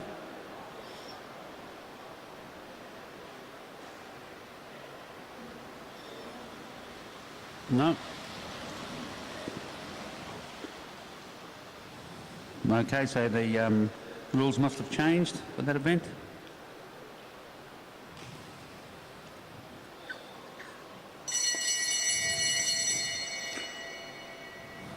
Okay, there we go. Chris Lang's still hanging around at the back there, but I know he's got a good turn of speed. He might be relying on that.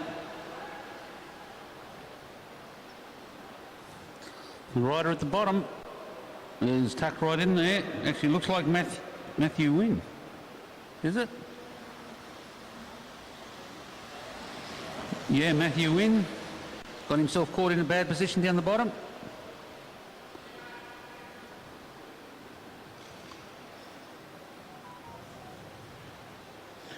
Come around this time, they'll get the bell again.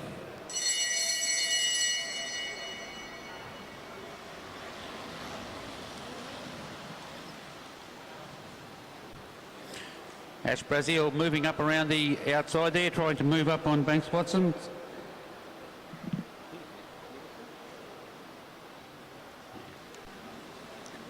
Yeah, so Nick Banks Watson still holding on with Chris Brazel on the outside, Ash Brazel on the outside of him.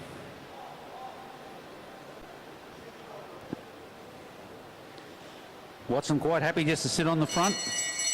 I'll come through and get the bell for another sprint. There's only 3 riders left now.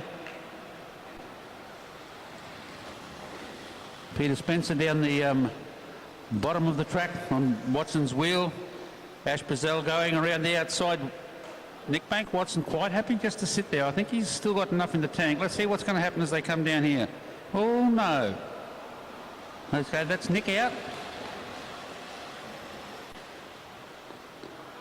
That just leaves Brazil and Spencer.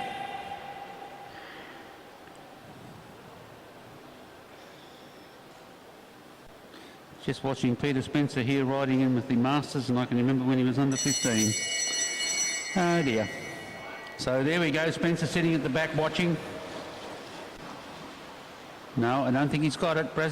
He's riding away from him, so no, Spencer drops the head.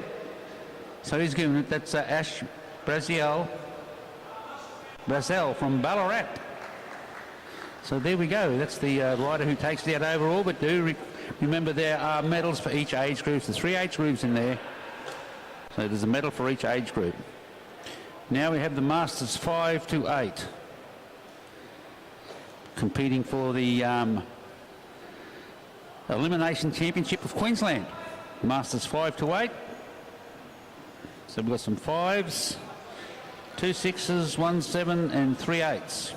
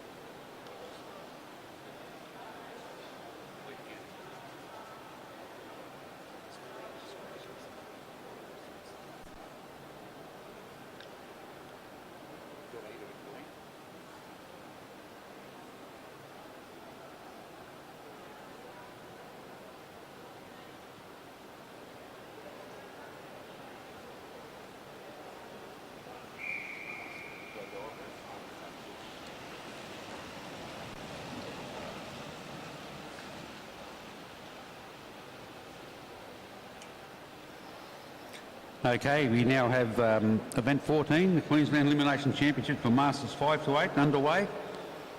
John Eater's leading him through to the first bell. He's followed then through by Jay Doraboom. The rider in trouble at the moment, sitting right there at the back, is Steve Mayman. He'll have to try and get around the outside. Scott Slade not in a very good position on the bottom of the track. The riders are moving around now, up high, trying to get through. Well, Mayman in trouble there. So it'll be Steve Mayman out on that one.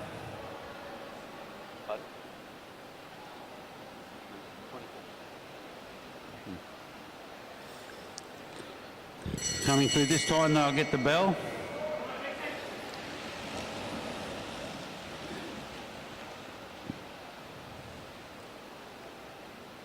Alright, so Richard Watson swung up the track. He mustn't want to contend anymore. He may have medal already. Let's see, we're coming. Davis trying hard to get through, and he makes it. That leaves Scott Slade down the bottom. Number 75, Scott Slade right down the bottom.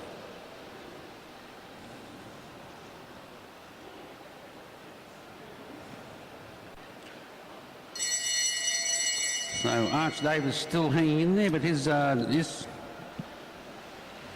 right. His two competitors are gone, so he's won the gold medal. That's how it works. So you have to know who your other riders are.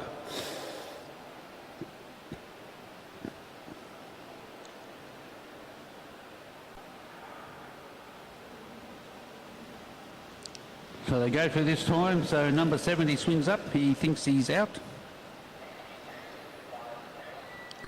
Number 70 is actually still able to compete if he wants to. That's number 70, Wayne Godfrey. He's actually still within the race.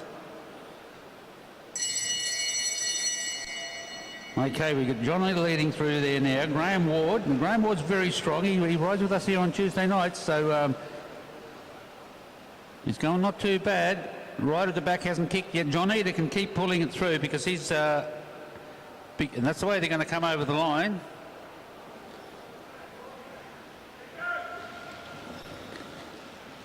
Yeah, so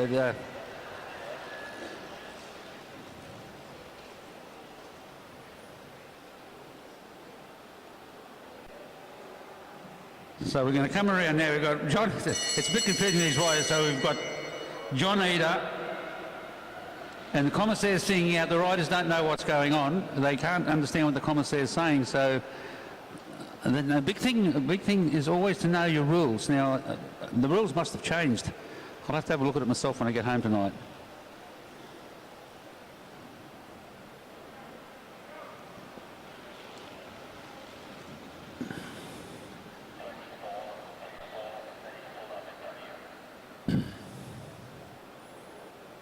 That was all very confusing, wasn't it?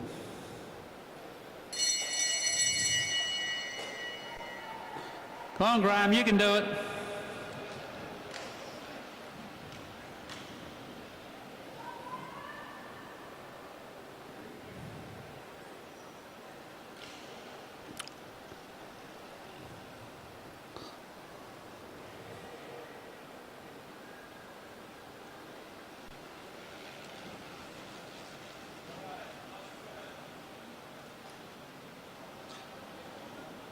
Okay, there'll be a bit of confusion there. Some people will be talking about to see what happens there. Our next event is the Queensland Elimination Championships for Women's Masters. And we have a Masters 3, 2 Masters 5, Masters 6 and a Masters 7. So, and when I look across the track, there are only 4 competitors. So there's one missing. I can see Sharon McGuigan, Gabrielle's over there,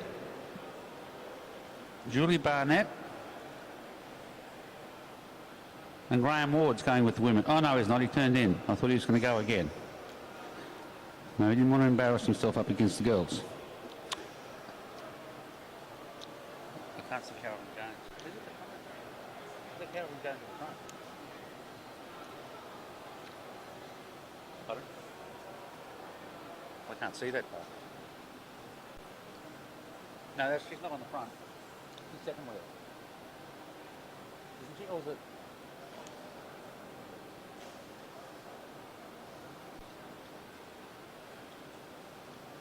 Gabrielle was second wheel. Second wheel. Yeah, I know. I just can't see the front wheel. Oh, well, that's Gabrielle Tomas.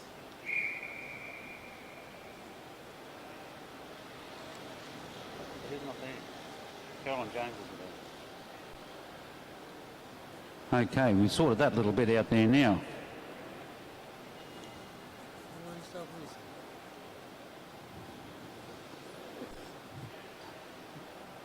Just the 4 riders out there, so they're all just looking around. They're going to get a bell this time. It's going to be like a derby.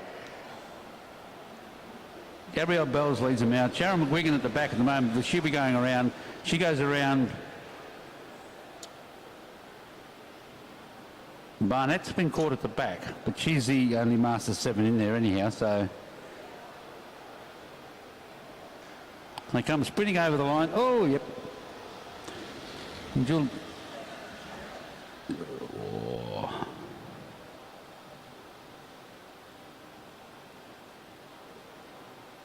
I wouldn't have gone 70, I would have gone 63.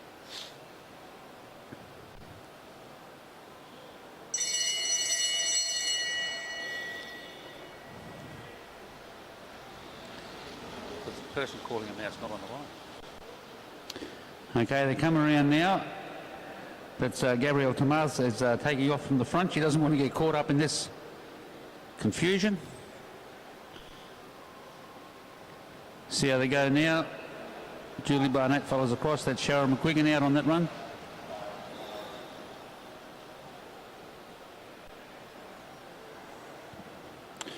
After this, we'll go back into the second round of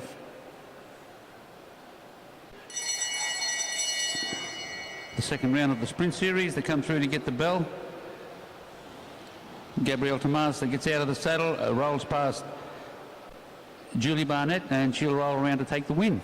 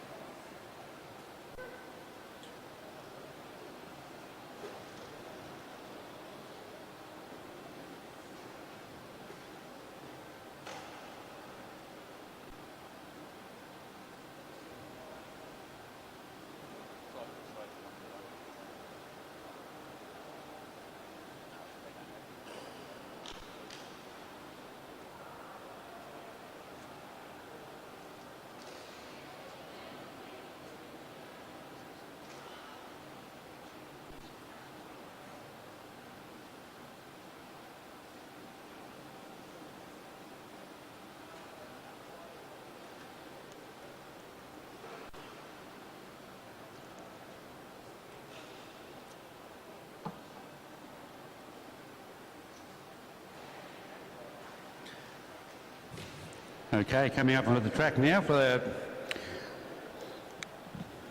the first heat of our second round of the sprint series. Danny Barber down on the bottom of the track, Ryan Elliott up there, and Byron Davis on the outside. And then we'll see how this one pans out. All these boys pretty quick.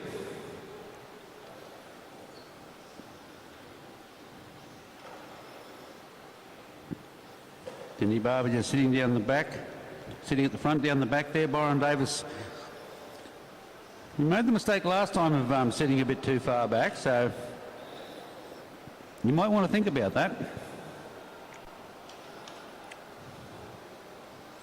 They come around this time now. The pace is on a bit high. Davis sitting up high on the track. Barber sitting down the bottom looking over his shoulder. Elliott caught in the middle. Byron Davis isn't going to get caught a second time. He goes now and he hits the front as he comes around. They'll come in and get the bell at this time. They get the bell now, 2:50 to go. Byron Davis leading him out. Barber chasing him down. Ryan Elliott sitting on the back trying to get through into the slipstream. Elliott slowly gaining on Barber. Barber not gaining on Davies. They come around now out of the transition, but Elliott decides he's had enough. Swings up the track, so Byron Davis will take that one out. Didn't see a 200-time top up there yet, but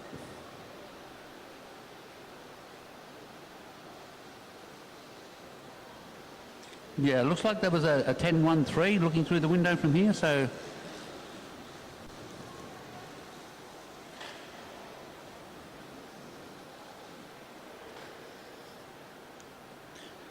next three riders up onto the track will be John Travass from the St George Cycling Club, Duncan Allen from Bundaberg, and Tom Choi, University of Queensland.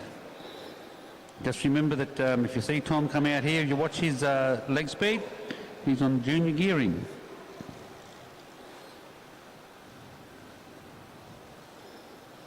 So John Travis on the bottom, Duncan Allen next one up the track, and Tom Choi right up the top.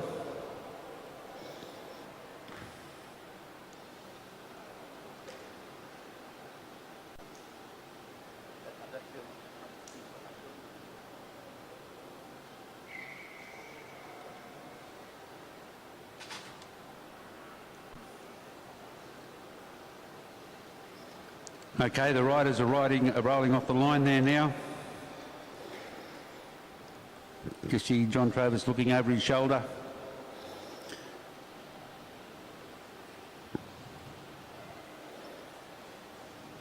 Okay, so I don't know what will happen now. But he was quite happy to do it anyhow, so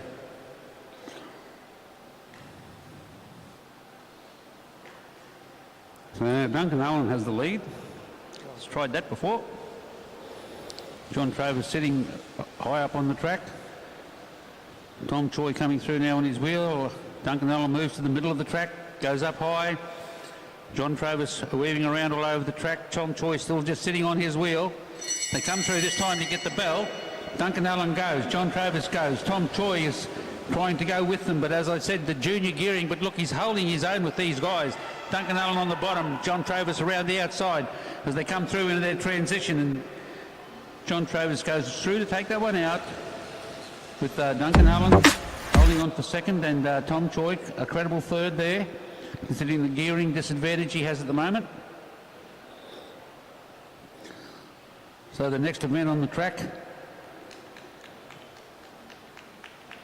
will be Elisa Bennett and Danica Blinko.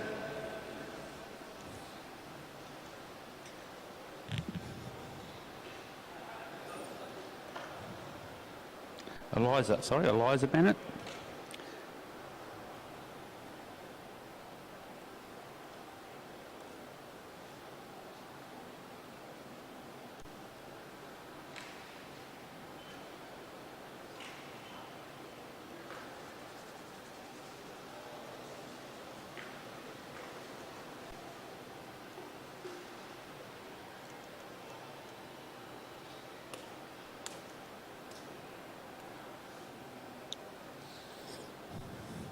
So we have Eliza Bennett on the bottom.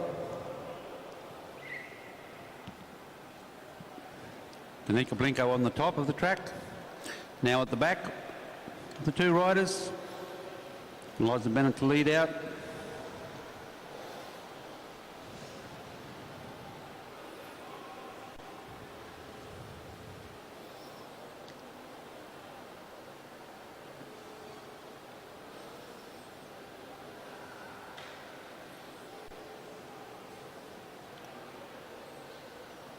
Riders come around this time to get the call of 2 to go.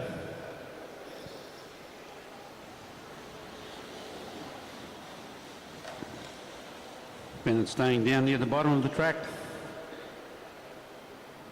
Just above the sprinters lane at the moment. And they'll come around this time to get the bell for their final lap.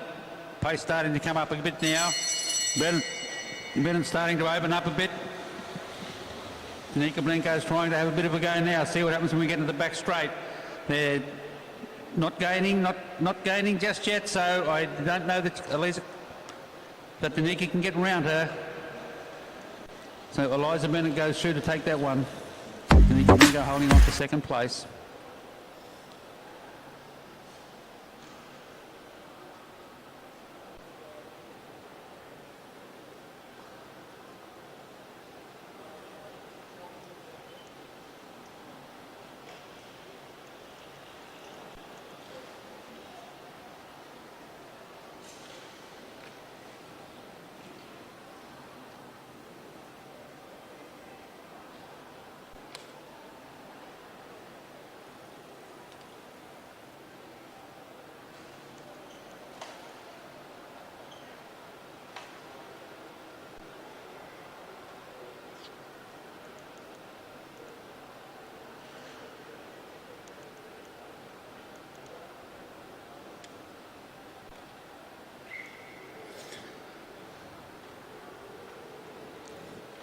Okay, two riders on the track at the moment, Wook Kim and Peter Macris.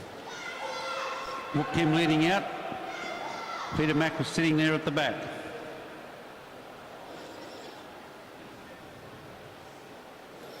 Macris decides he's going to go to the front.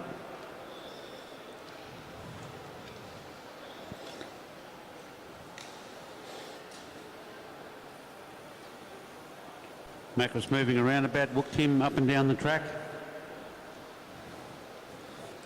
Comes up on equal terms with Macris. Now he's going to roll down at him. Pete looking around. 1.5 laps to go.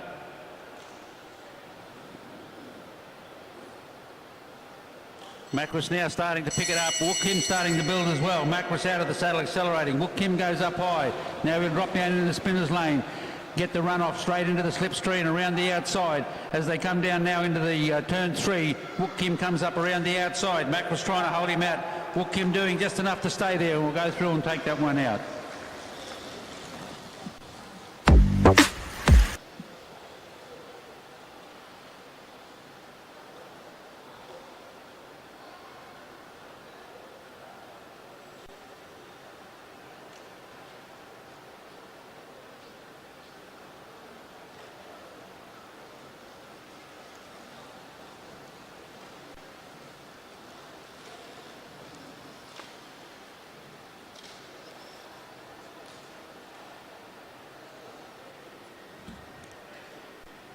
Okay, our next 2 riders coming up onto the track. 3 riders because Aaron Young's there. So we've got Emma Stevens will be on the bottom, Aaron Young in the middle, and Mitchell Louis at the top.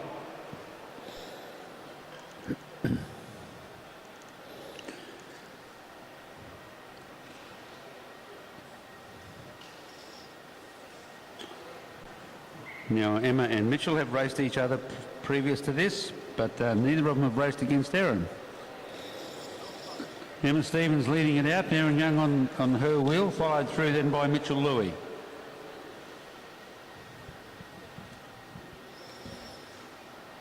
Emma's still at the front, Louis goes up a little bit high up onto the track. Comes back down on the wheel now of Young. Moving up and down and around a little bit, coming through this time with the call of 2 to go. Stevens just watching over his shoulder. Mitchell Louis getting up higher on the track. Didn't do anything with it, just come back, drop back in on the wheel. Now you can see Young starting to move out of that lane. He's moving in and out of the sprinters lane, getting ready to go. They come through this time and get the call of 1 to go. There goes the bell. Mitchell Louis goes. Aaron Young chases him down. Emma Stevens trying to go with them. Mitchell Louis up around the outside. Aaron Young down on the bottom. You can see Mitchell Louis' little legs spinning away there. Aaron Young slowly opens up a gap, comes around out of turn 4, and he'll come down to take that one home. Mitchell Louis coming in for second, followed through then by Emma Stevens. Another good little ride for all these people. Next 3 riders up on the track will be Thomas and Clark, Renard de Schreiber, close enough, and O.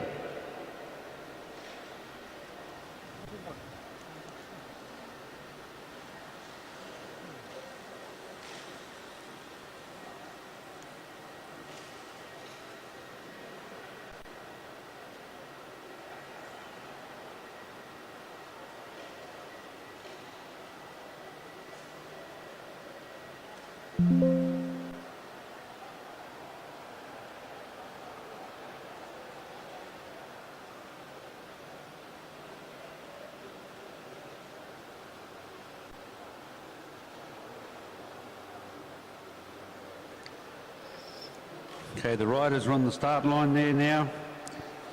Thomas and Clark down at the bottom. Schreiber in the middle, and O at the top of the track. They slowly ride away to start their journey of 750 metres.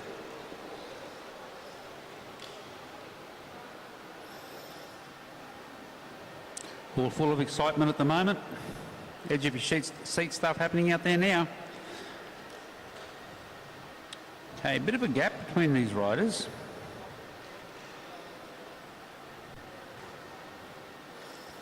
That can be a bit dangerous at times. You'll get someone at the front like that and the big gaps there. And if the rider at the front decides to move before you do, then you've got to try and close that gap. Okay, Clark looking over his shoulder to see where he is in the middle of the track. Now we see De Schreiber drop down to the bottom of the track. Clark goes with him. O moves up onto the wheel of Clark. De Schreiber up and down the track. Comes through this time to get the bell to open up for that final lap, and away he goes. De Schreiber goes for him. O jumps straight over the wheel, jumps straight on his wheel. Clark's still at the back trying to cover that ground.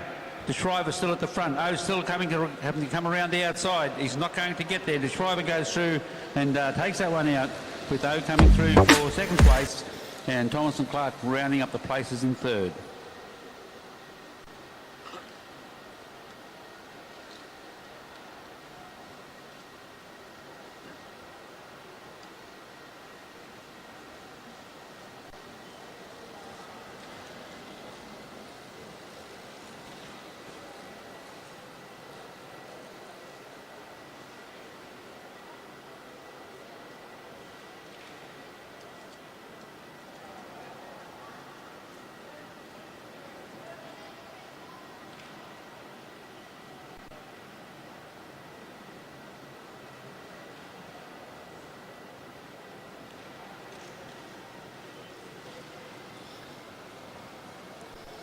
Okay, the next three riders up on the track will be Gerard O'Connell, Glenn Searle and Corey Boddington.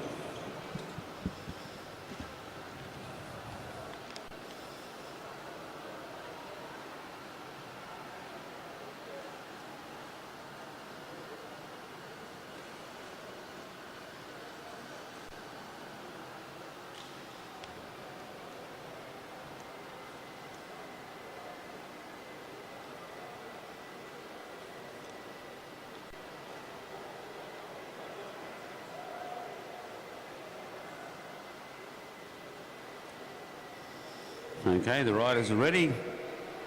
Starter blows the whistles, away they go. O'Connell rolls out from the bottom. Be interested to see what he did this time. Last time he rode a 750 metre time trial. Looks like he's going to do it again.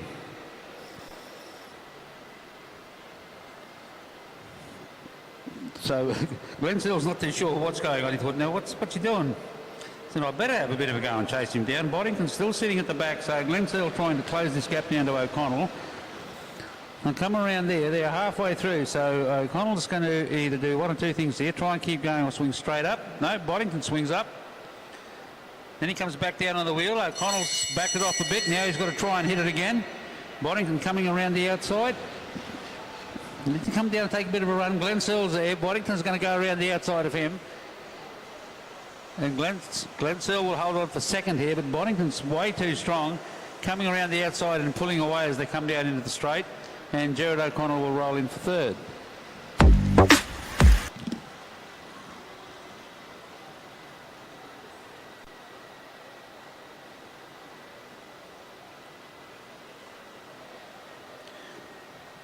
Next two riders up on the track will be Anthony Lane and Matt Leesgang.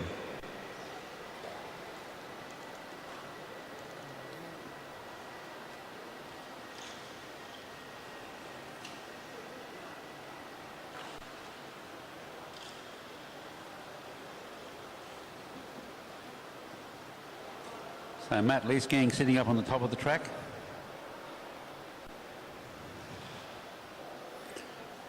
Anthony Lane coming up now.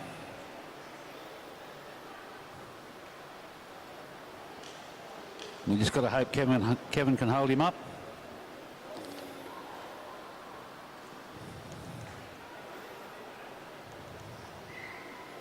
Away they go now. Lane dropping down to the bottom of the track.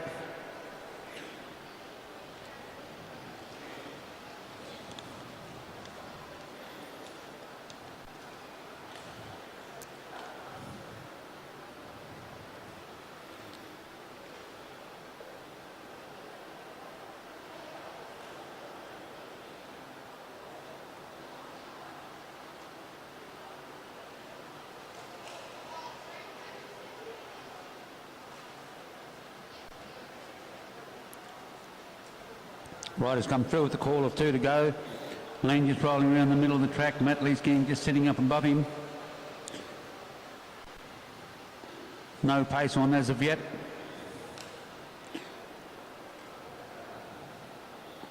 Lane still holding Leesgang up high. I'll come around this time with the call of one to go. Matt Leesgang dives down underneath. Lane didn't respond all that quick. Let's hope he can close it down. Matt Leesgang out of the saddle now, pouring the power on. Anthony Lane chasing him down. He's bringing him back slowly. Once he gets into the back straight, there's the acceleration.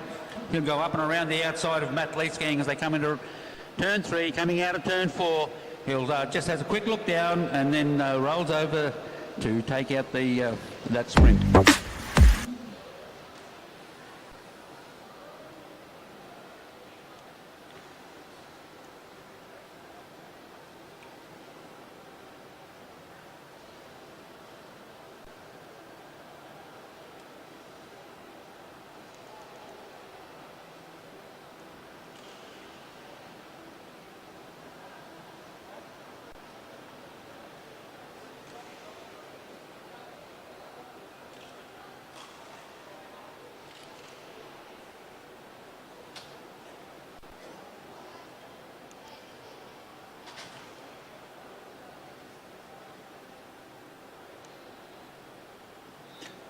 Next three riders up on our track here now.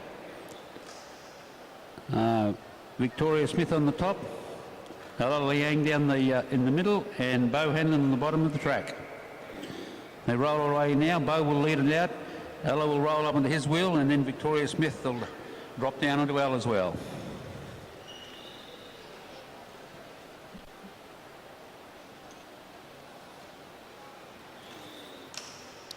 Bo Hanlon's still quite happy to lead it out. All three riders just rolling around.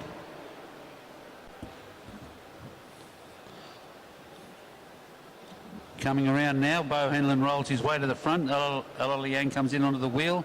Victoria Smith rolling down onto there. Ella looks over the shoulder. Bo looks over the shoulder, all watching to see what's happening. Victoria Smith goes in underneath, takes a flyer. Bo waits for something to happen. It didn't, so he had to make it happen. Ella jumps straight onto his wheel because she wanted to get the toe up. I'll come around this time. Victoria Smith leading him out of turn 4 into the home straight. They get the bell for their final lap. Smith out of the saddle and going. Bo Hanlon tries to bridge the gap. Liang coming up around, trying to come around the outside. Bo Hanlon coming around the outside. Ella Liang sitting right outside his wheel. They come around turn 3 deep. They come around turn 4 3 deep. And they come in and now. Ella Liang's accelerating. And Ella takes it out over Bo, and Victoria Smith holding on for third on the bottom of the track.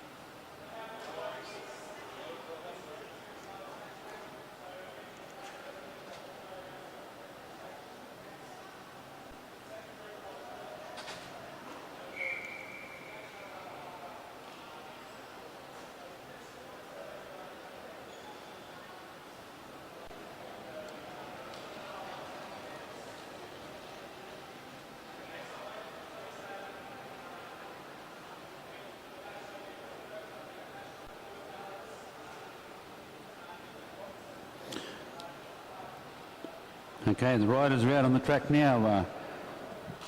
We've got there Julie Barnett leads Scott Slade out, and followed through by George Tucker, just sitting up a little bit high, watching both the riders down below. Barnett just looking over the shoulder, Tucker watching down, Slade just sitting on the wheel. This one they'll take to the line. They'll roll around and wait for that bell. No, Scott Slade decides he wants to pick it up a little bit faster now. Tucker goes with him. Julie's just waiting for him to drop on so she can drop straight down onto the wheel. And that's what she's doing. Slade will take it out as they come in to get the bell. Barnett now out of the saddle. She's selling up towards that wheel. She's going to make it to the wheel, but the thing is, it's one thing to get there, another thing to get around it. Barnett now going up around on turn 3, trying to pull up high to go around the outside. She doesn't quite have enough to come past, so Scott Slade will go through and take that one out, followed by Julie Barnett and George Tucker.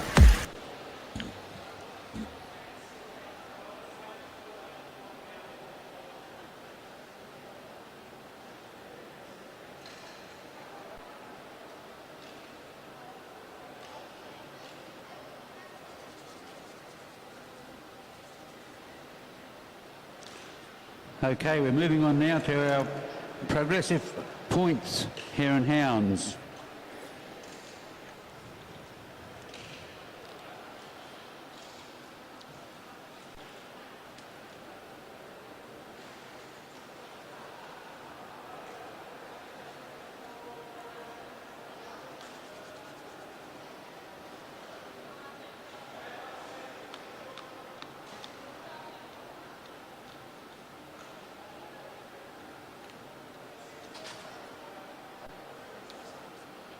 My fingers are numb. I'm having trouble holding it.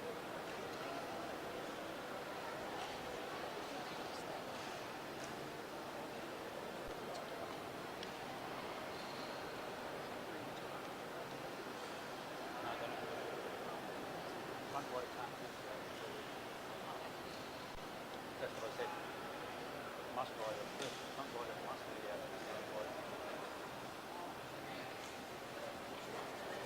But good.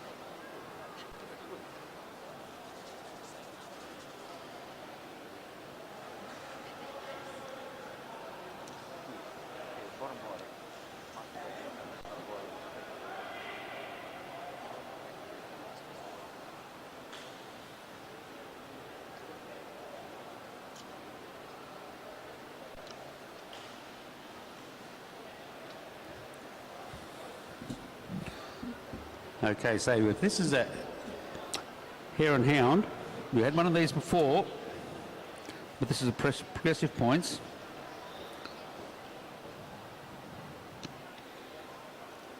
So we'll just see how it goes.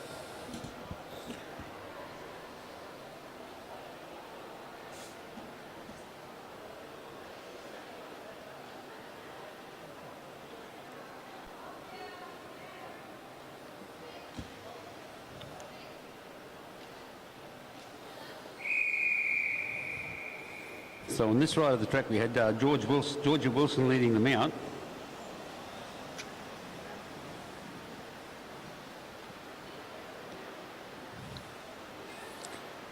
So we've got Nick Bank Watson on the group, leader of the other group, with Peter Spencer on his wheel.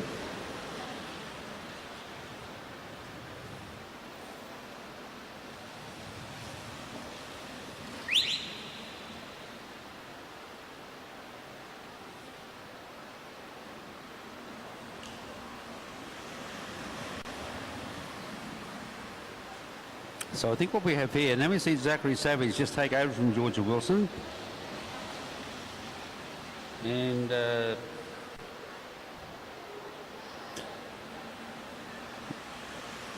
riders aren't in there that should be, and there's riders in there that shouldn't be, so it makes it a bit hard to tell from up here exactly what's happening.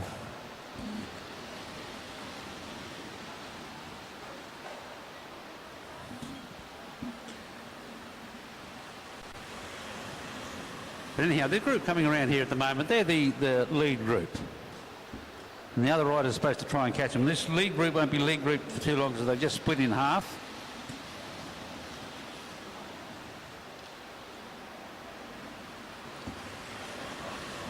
So some of the riders also getting peeled off. That's Matt Wins off the back of that other group. And you've got Ash Brazel's just decided to go on his own to chase the front group. Banks Watson trying to get across that too, because the back group has to catch the riders at the front group before they are eligible for any of the points. So the idea here is that Ash Brazel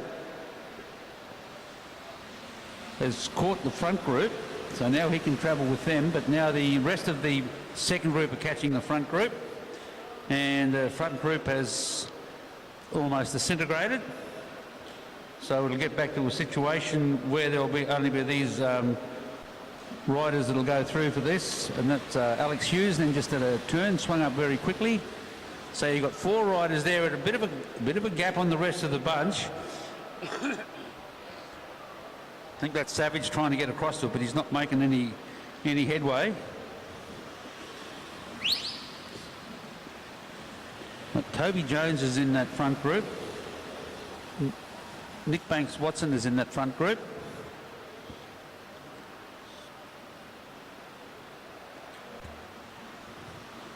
So if there were points available, then Watson sprinted the line, so he must have known something.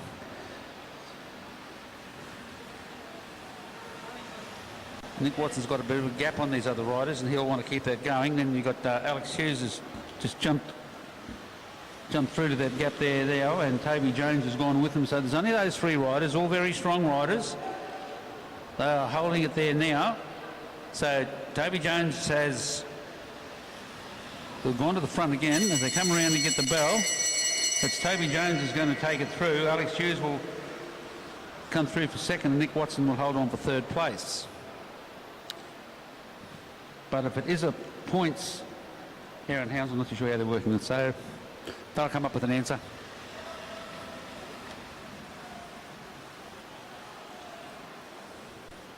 And here's another ring, just like the other ring.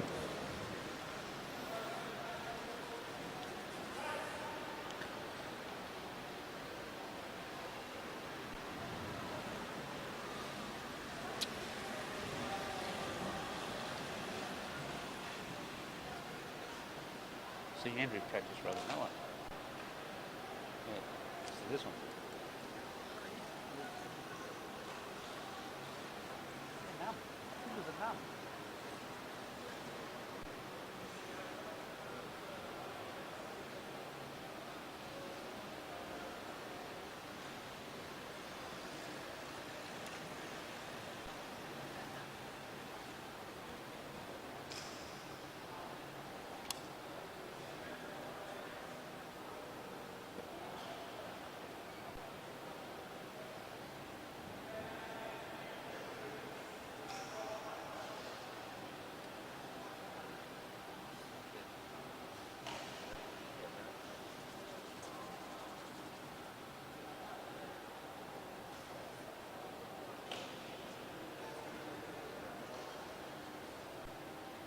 Thank you.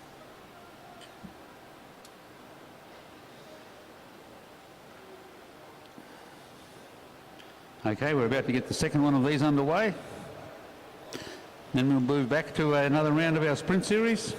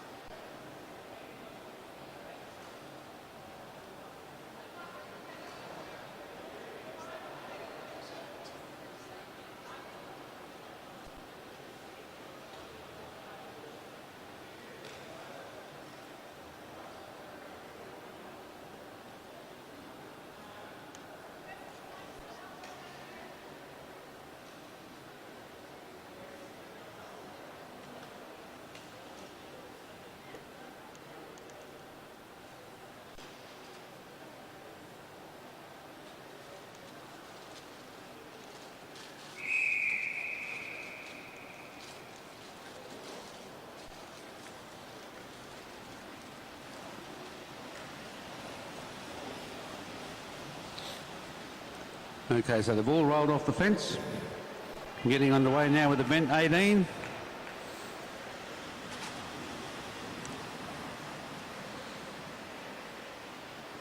The front group coming around there now. Okay, I assume this lot here is the chase group. They're picking up a nice little bit of pace. Only gaining a little bit, but they are working well together, which is what you need to do. The back group getting a little bit, front group getting a little bit disjointed. They were just led through then by Wayne Godfrey. He's just sitting on the front for a bit. Now we've got a rider that's not quite happy for that to happen, so they've accelerated up around the outside as Godfrey swings up, right up around the top. Coming down the front and thinking, now why did that happen? Then they've taken off. And that is Gabrielle Tomas. She must have decided that she wants to chase the other group. Sharon McGuigan's now jumped out and decided that she's going to chase her. Now that's going to get this group a little bit disgruntled when they start going all over the place. Tomas is still willing to go. Graham Ward's on Sharon McGuigan's wheel.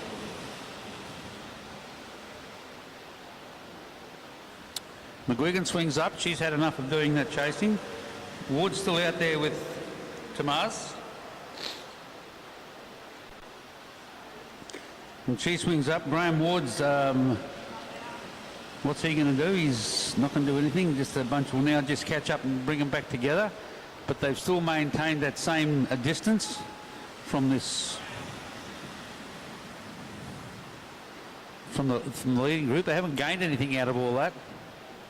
Tomas is still sitting at the front.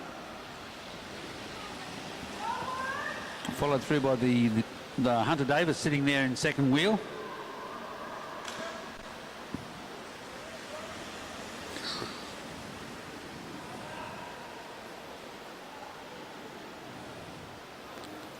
So Megan Moore's taken a bit of a flyer. She's decided that she's going to chase this group down.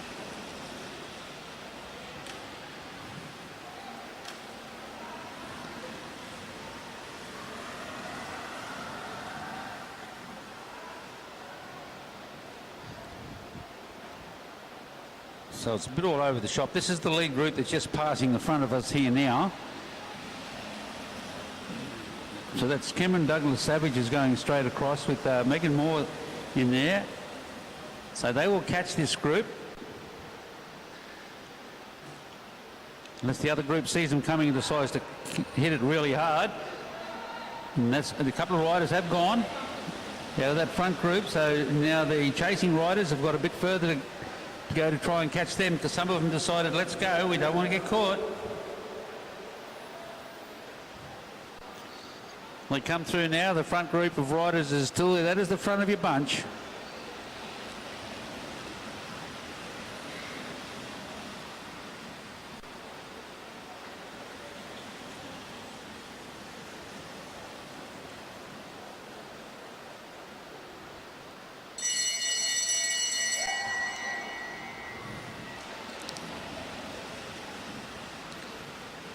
So that's Wayne Godfrey just going around to the front at the moment.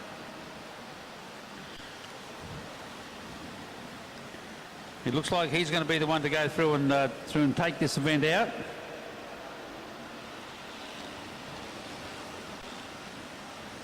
It's Richard Watson was second, with Graham Ward in third place. So now we go back to event 9. We go to event 19, which is back to our sprint rounds, and this is round 3 of our sprint rounds.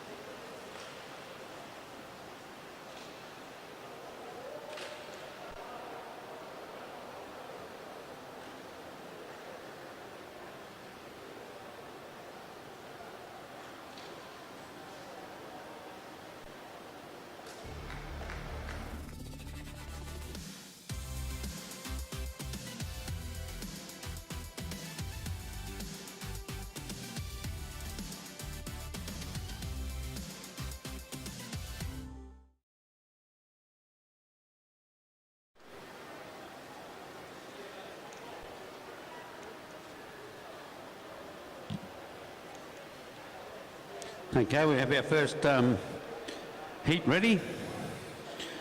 Danny Barber on the bottom, Byron Davis in the middle, and Tom Choi sitting up on the top of the track. Well, actually, he's not sitting on top of the track, he's sitting on top of his bike, but his bike is at the top of the track.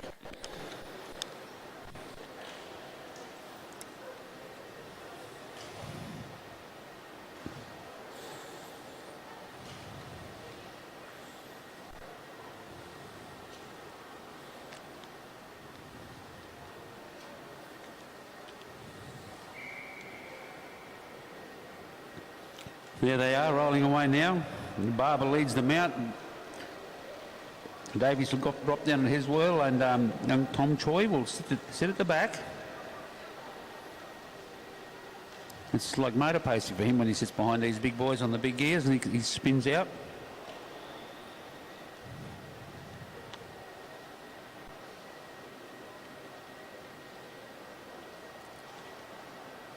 So Barber still rolls through. Davies swings up high and lets Choi come in underneath, then drops down behind the group of them, sitting back a bit, waiting to get a bit of a run at these riders. Barber looking back. No, see the gap he's got? He's going to take advantage of that gap. He's gone now, 1.5 to go.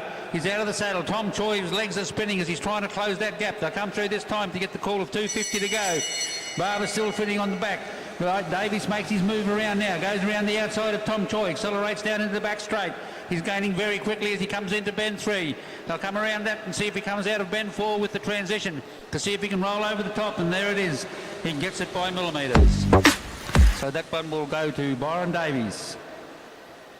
Barber held in there for second, and Tom Choi's come through in there for third place.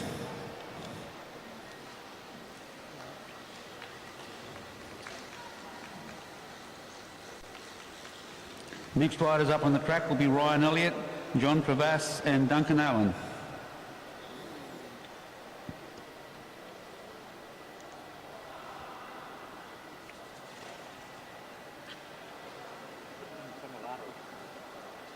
No, it's too cold. Put on my femoral artery.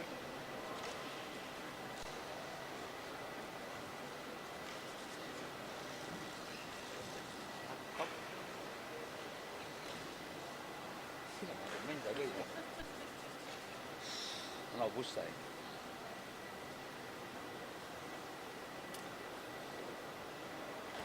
Okay, the riders coming up onto the track there now. Ryan Elliott sitting down on the bottom, John Travis is sitting in the middle, and Duncan Allen on the top of the track.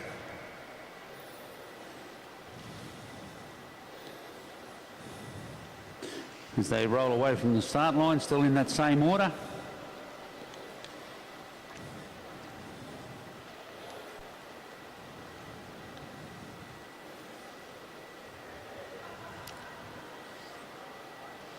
The riders going down the back straight. Remember, these are only 750 metre events.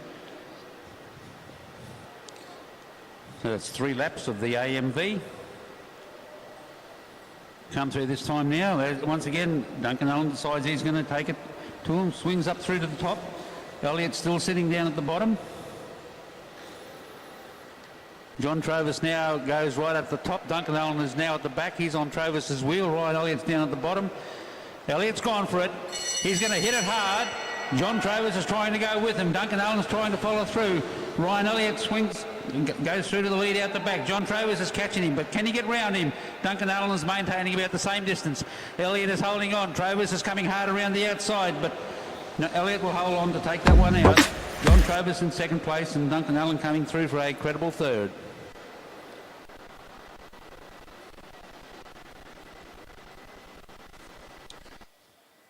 Done that in a time of 10.53 for the final 200. Yeah,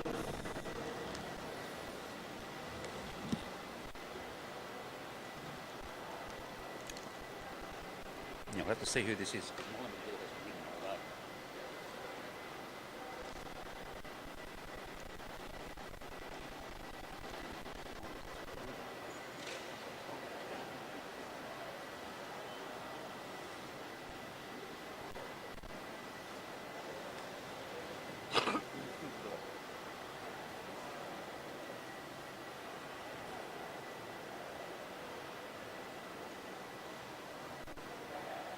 Emma.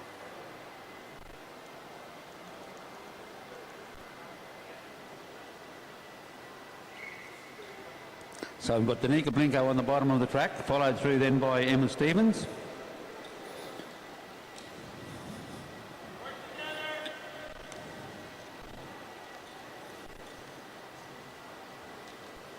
Two girls just rolling around.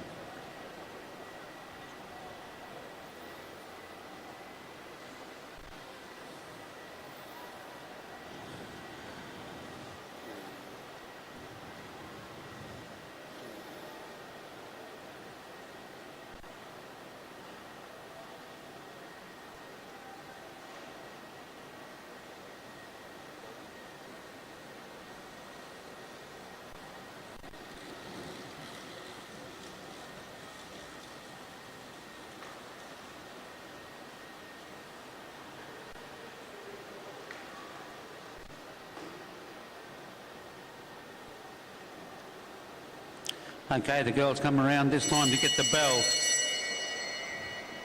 And Stevens leads it out. Blinko's going to try and chase her down. And going around into the back straight now. The gap is still about the same. Danica Blinko is slowly bringing that gap back. But can she get around? She's closing it in as she comes around onto turn 3. Coming around in the transition from turn 4. Emma Stevens still on the back, but Danica Blinko manages to roll her right in the last couple of metres. And that's where it counts. Sprint racing is a bit like tennis. It is a game of millimetres. That's all you need to win by. Check's still the same.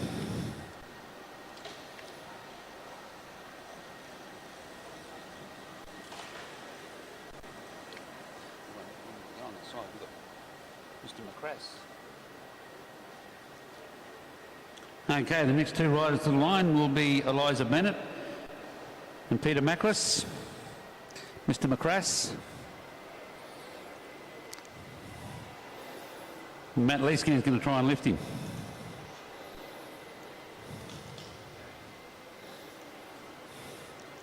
That was a nice little touch, wasn't it? Okay, they roll away from the line. Eliza Bennett is sitting down at the bottom of the track. Macras is following it through. This could be an interesting little match-up.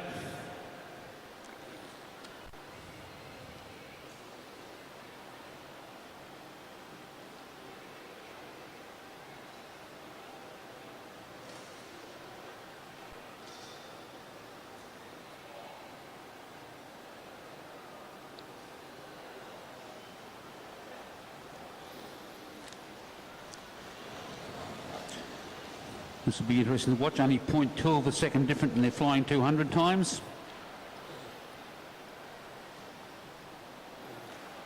They're coming around now. They'll get through this time to get the bell. Eliza Bennett. Macras tries to come in underneath. Didn't quite make it there. Bennett closed the gap. Macras around the outside. Eliza Bennett's holding him on the hip. They come around now out of turn 3, 2 into the back straight. Coming now into turn 3. Riding hip on hip, coming around. See what happens in the transition from 4. Eliza Bennett takes the lead. She pulls away from Macras. That was a very good win, a very good race. I said it'd be close.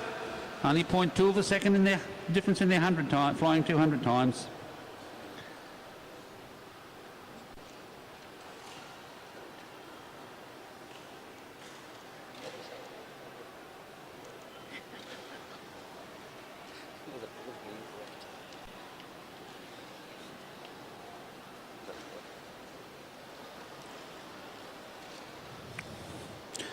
Coming up onto the track now will be a man from America, from the USA, Aaron Young, and Chang-Wook Kim, and Thomas and Clark from the St George Cycling Club.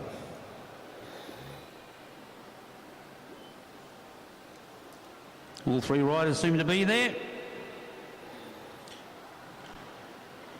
Young drawn number 1, Wook number 2, and Thomason is number 3 at the top of the track.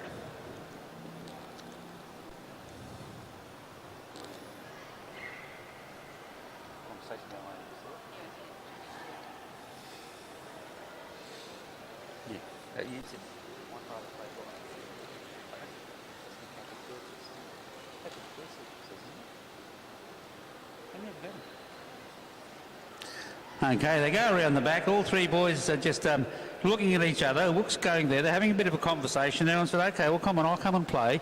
Thomas said, don't leave me out. I want to play too. That's what match racing is. It's a game. Okay, Young drops in under Cook. He takes the he takes the lead. Thomason up and around the outside. He doesn't want to get too far away from the action because these boys are pretty quick. He wants to be able to go with them if he can. Aaron Young sitting down the bottom of the track, so Thomason decides that I'll go first and then make them chase me. Comes around the outside, but Young's still holding him up. There goes the bell. Thomason Clark has a bit of a head out, but he can't get down to that lane. It's still there. Young's still in it, and right behind him is Wook Kim. And coming around now, so can Wook Kim come around the outside out of turn 3. They're coming back in. He drops back into the lane. No, he doesn't quite have it. So Young goes on to take that one out, followed through by Wook Kim, and Thomas and Clark, who started it in the first place, came through to take out third place.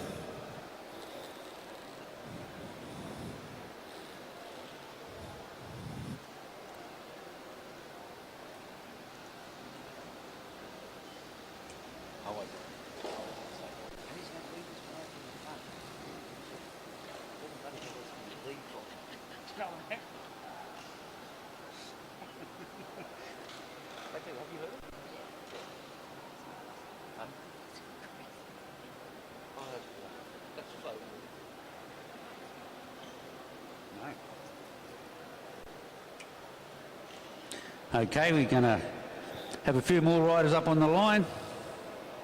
On the bottom of the track, we have Unsup O. We just call him O. Renard de Schreiber and Mitchell Louis at the top of the track. So O's going to leave it out. De Schrijver's going to drop onto his wheel, and then Mitchell Louis is going to drop down on his wheel.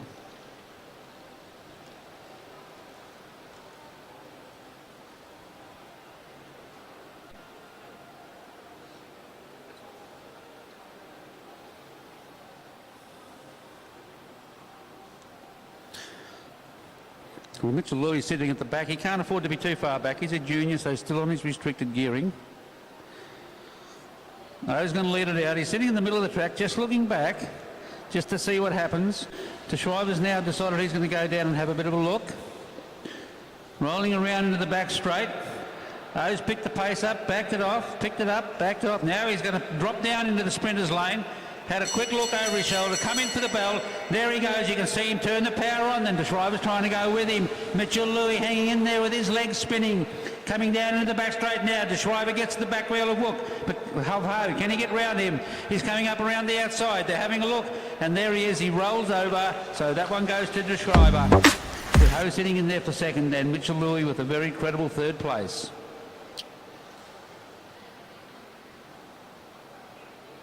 The time, 200 time for that one was a 10.98. So not as quick as some, but then again,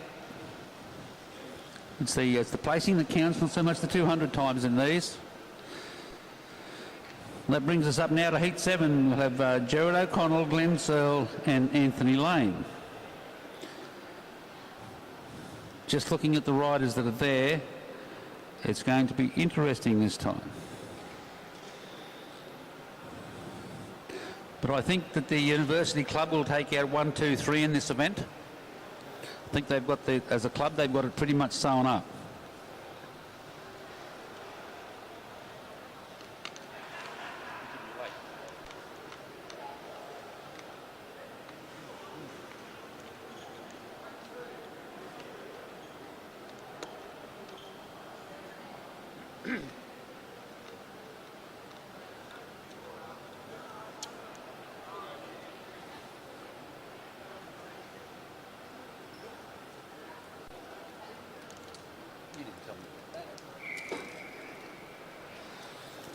Okay, they ride around, head out to now.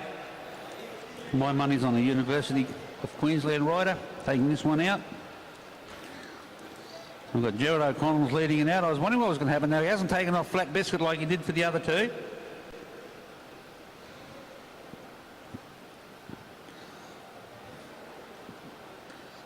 Everybody just watching on this one, they're a little bit more sedate than the previous couple. Oh, no, we decided we're going to go for it. Glenn Searle's picked the pace up a little bit. O'Connell's watching that. Anthony Lane's just sitting on the back of O'Connell's wheel, watching what happens. Searle coming through now into turn 3. He'll come out of turn 4 and approach the line on the final lap. There goes the bell. Searle's out of the saddle. Lane comes around the outside. O'Connell ducking underneath. He can come back up. Nope, he had a bit of a look and he said, no, I'll leave this one to the other two to play. Glenn Searle is holding Lane out at the moment. They're coming around in. Searle's leading it through onto the bottom of the lane. Glenn Searle will hold that and Anthony Lane will come through for second place. Gerard O'Connell in third.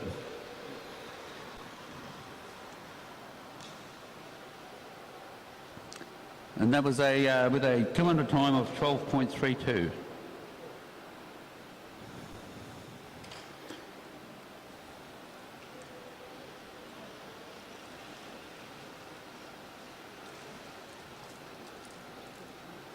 And then if you're eating it as well.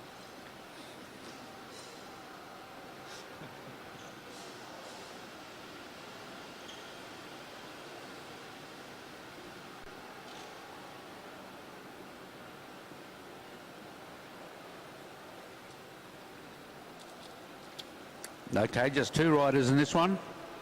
Matt Leeskang and Bo Hanlon know each other quite well. Oh no, we're joined again by Corey Boddington. He's come up to join us. He's going to play the game. Hi, Bo.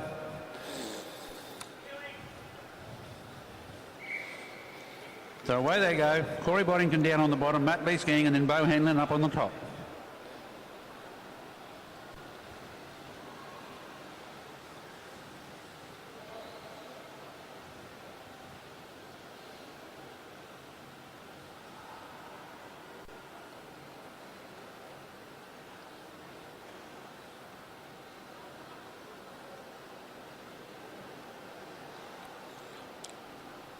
So Bo Hanlon high up on the track, Meek Lee Gang just underneath him.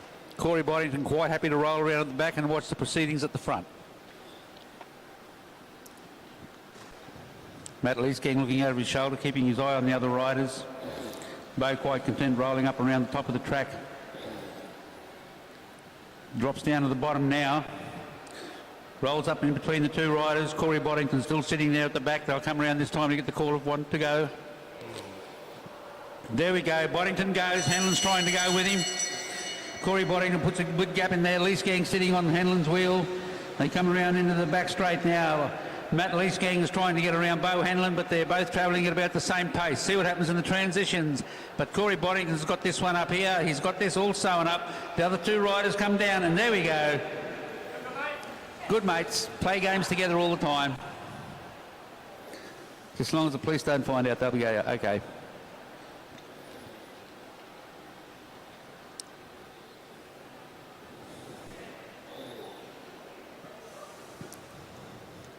Next riders up on the track will be Ella Liang, Julie Barnett and Simon Wallace, I doubt.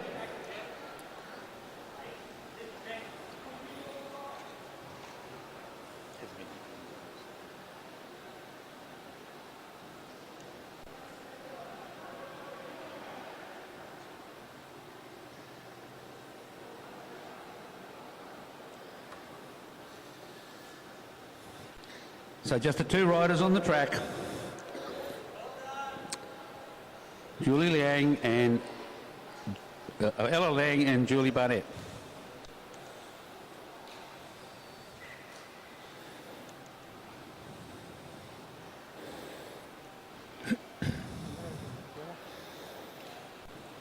When you look at the two riders there, might I say, one hopefully with a great career in cycling in front of her, and the other one had a great career in cycling behind her. Julie Barnett, very accomplished throughout the ranks of track cycling. At state, national and international level. They come around this time to get the call of two to go. The riders just side by side. Ella up the top of the track. And Julie's going to try and delay this as long as possible.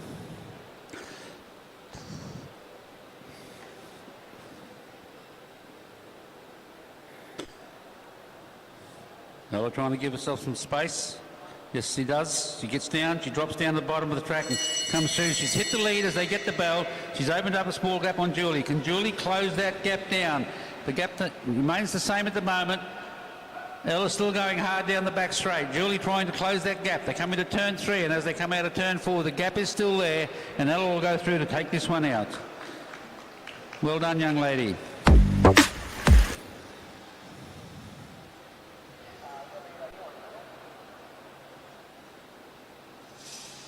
Yes, I am.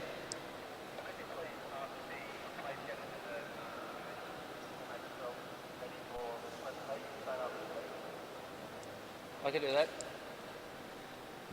Attention in the pit. Attention in the pits.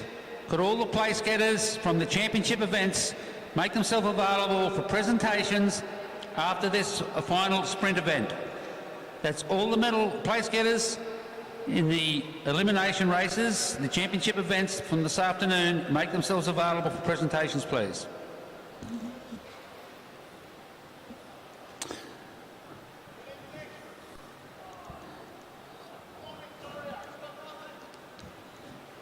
Here we go. We have Victoria Slade. It's Victoria Smith, Scott Slade and George Tucker. Hi, Dave. See, they can't be. That's Dave. Okay, they roll away from the line now. Victoria Smith, Scott Slade and George Tucker all rolling away.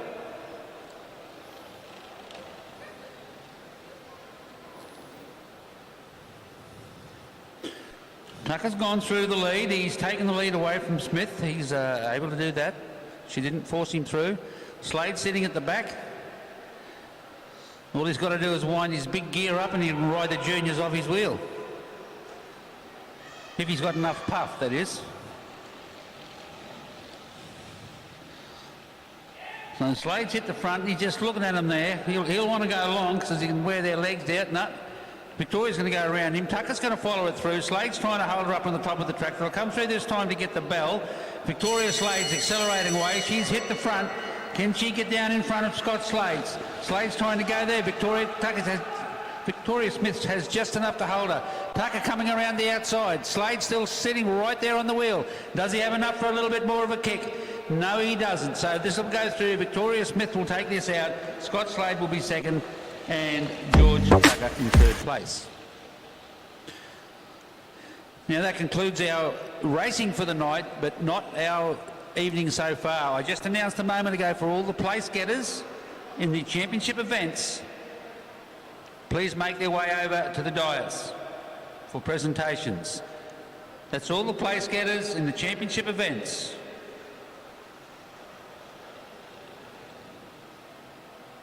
See, I don't know if they can hear the microphone out there at all.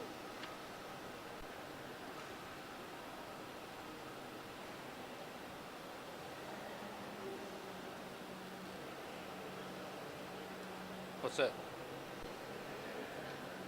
Oh, no. Oh, do you want to do it? You can do it.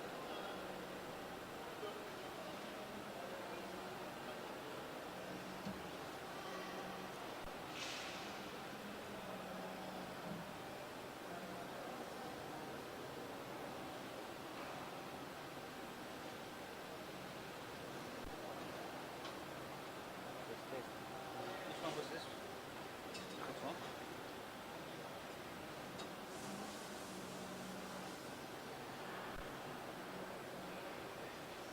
No one's gone over. I don't even know if they can hear the mic out there.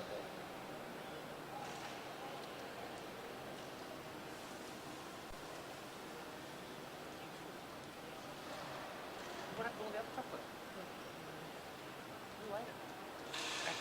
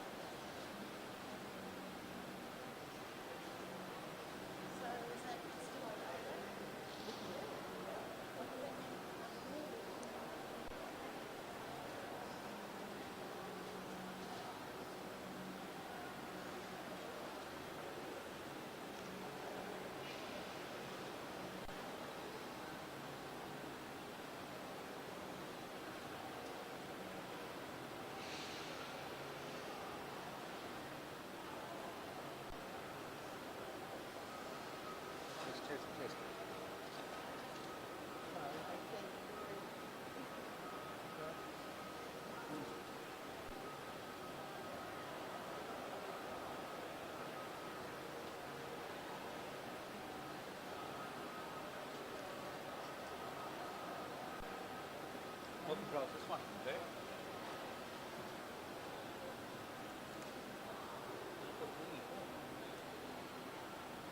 Switch on.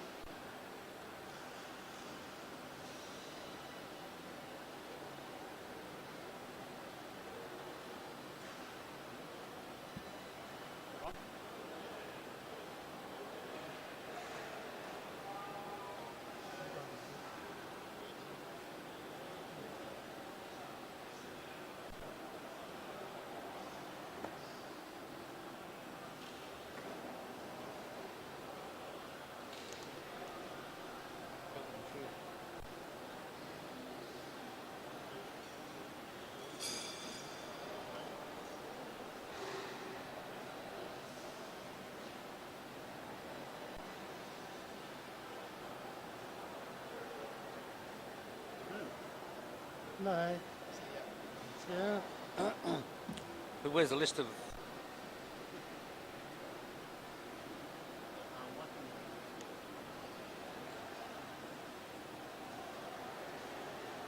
But they should have a printout for the...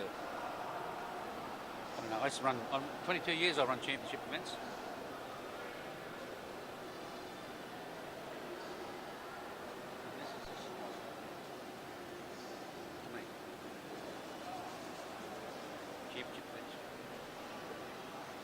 Ah, well.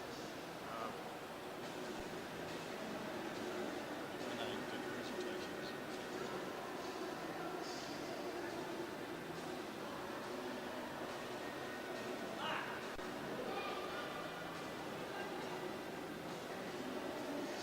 Not working.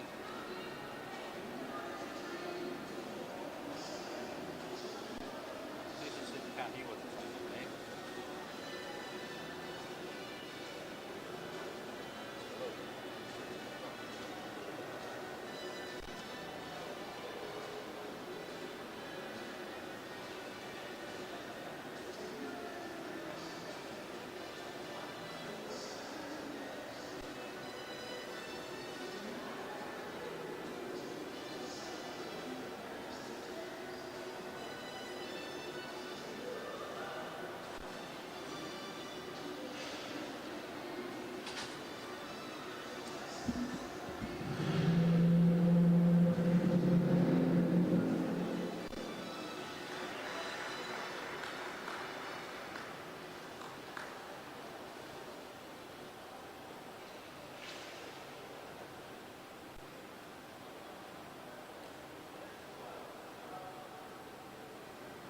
I just did.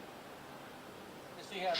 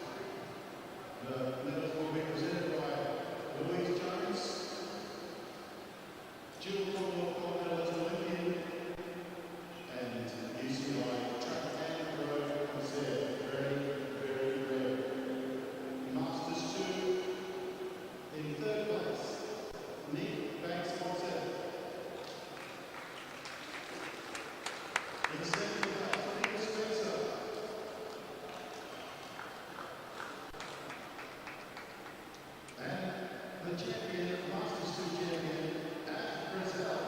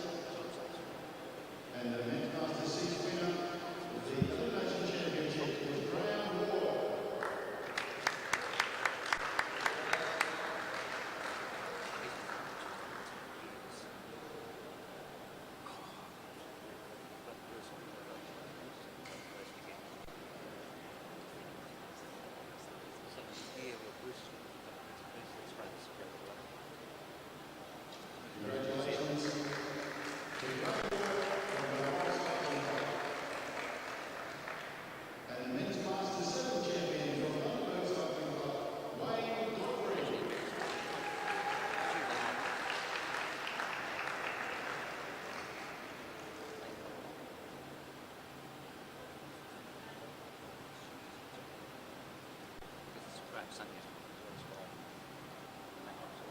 Congratulations, Mr. Godfrey. Moving on to Men's Masters 8. And the prize in Men's Masters 8 for Queensland Elimination Championship goes to Richard Watson from the Sunshine Coast.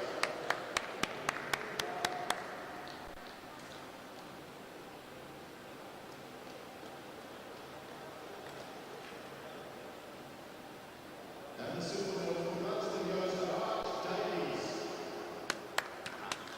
Arch Davies.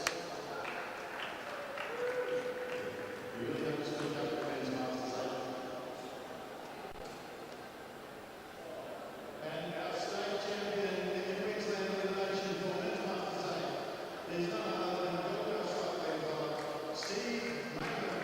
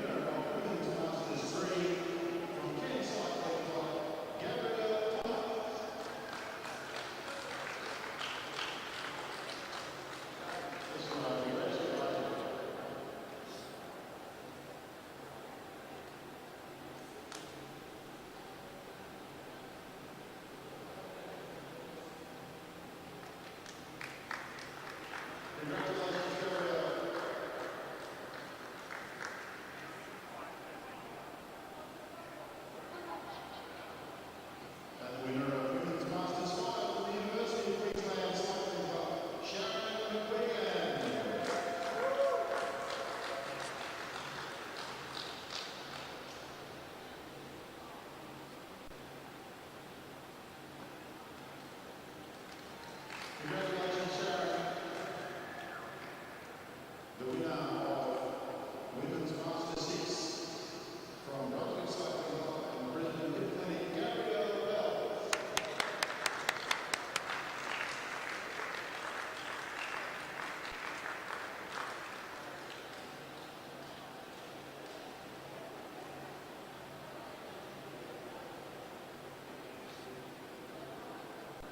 Congratulations.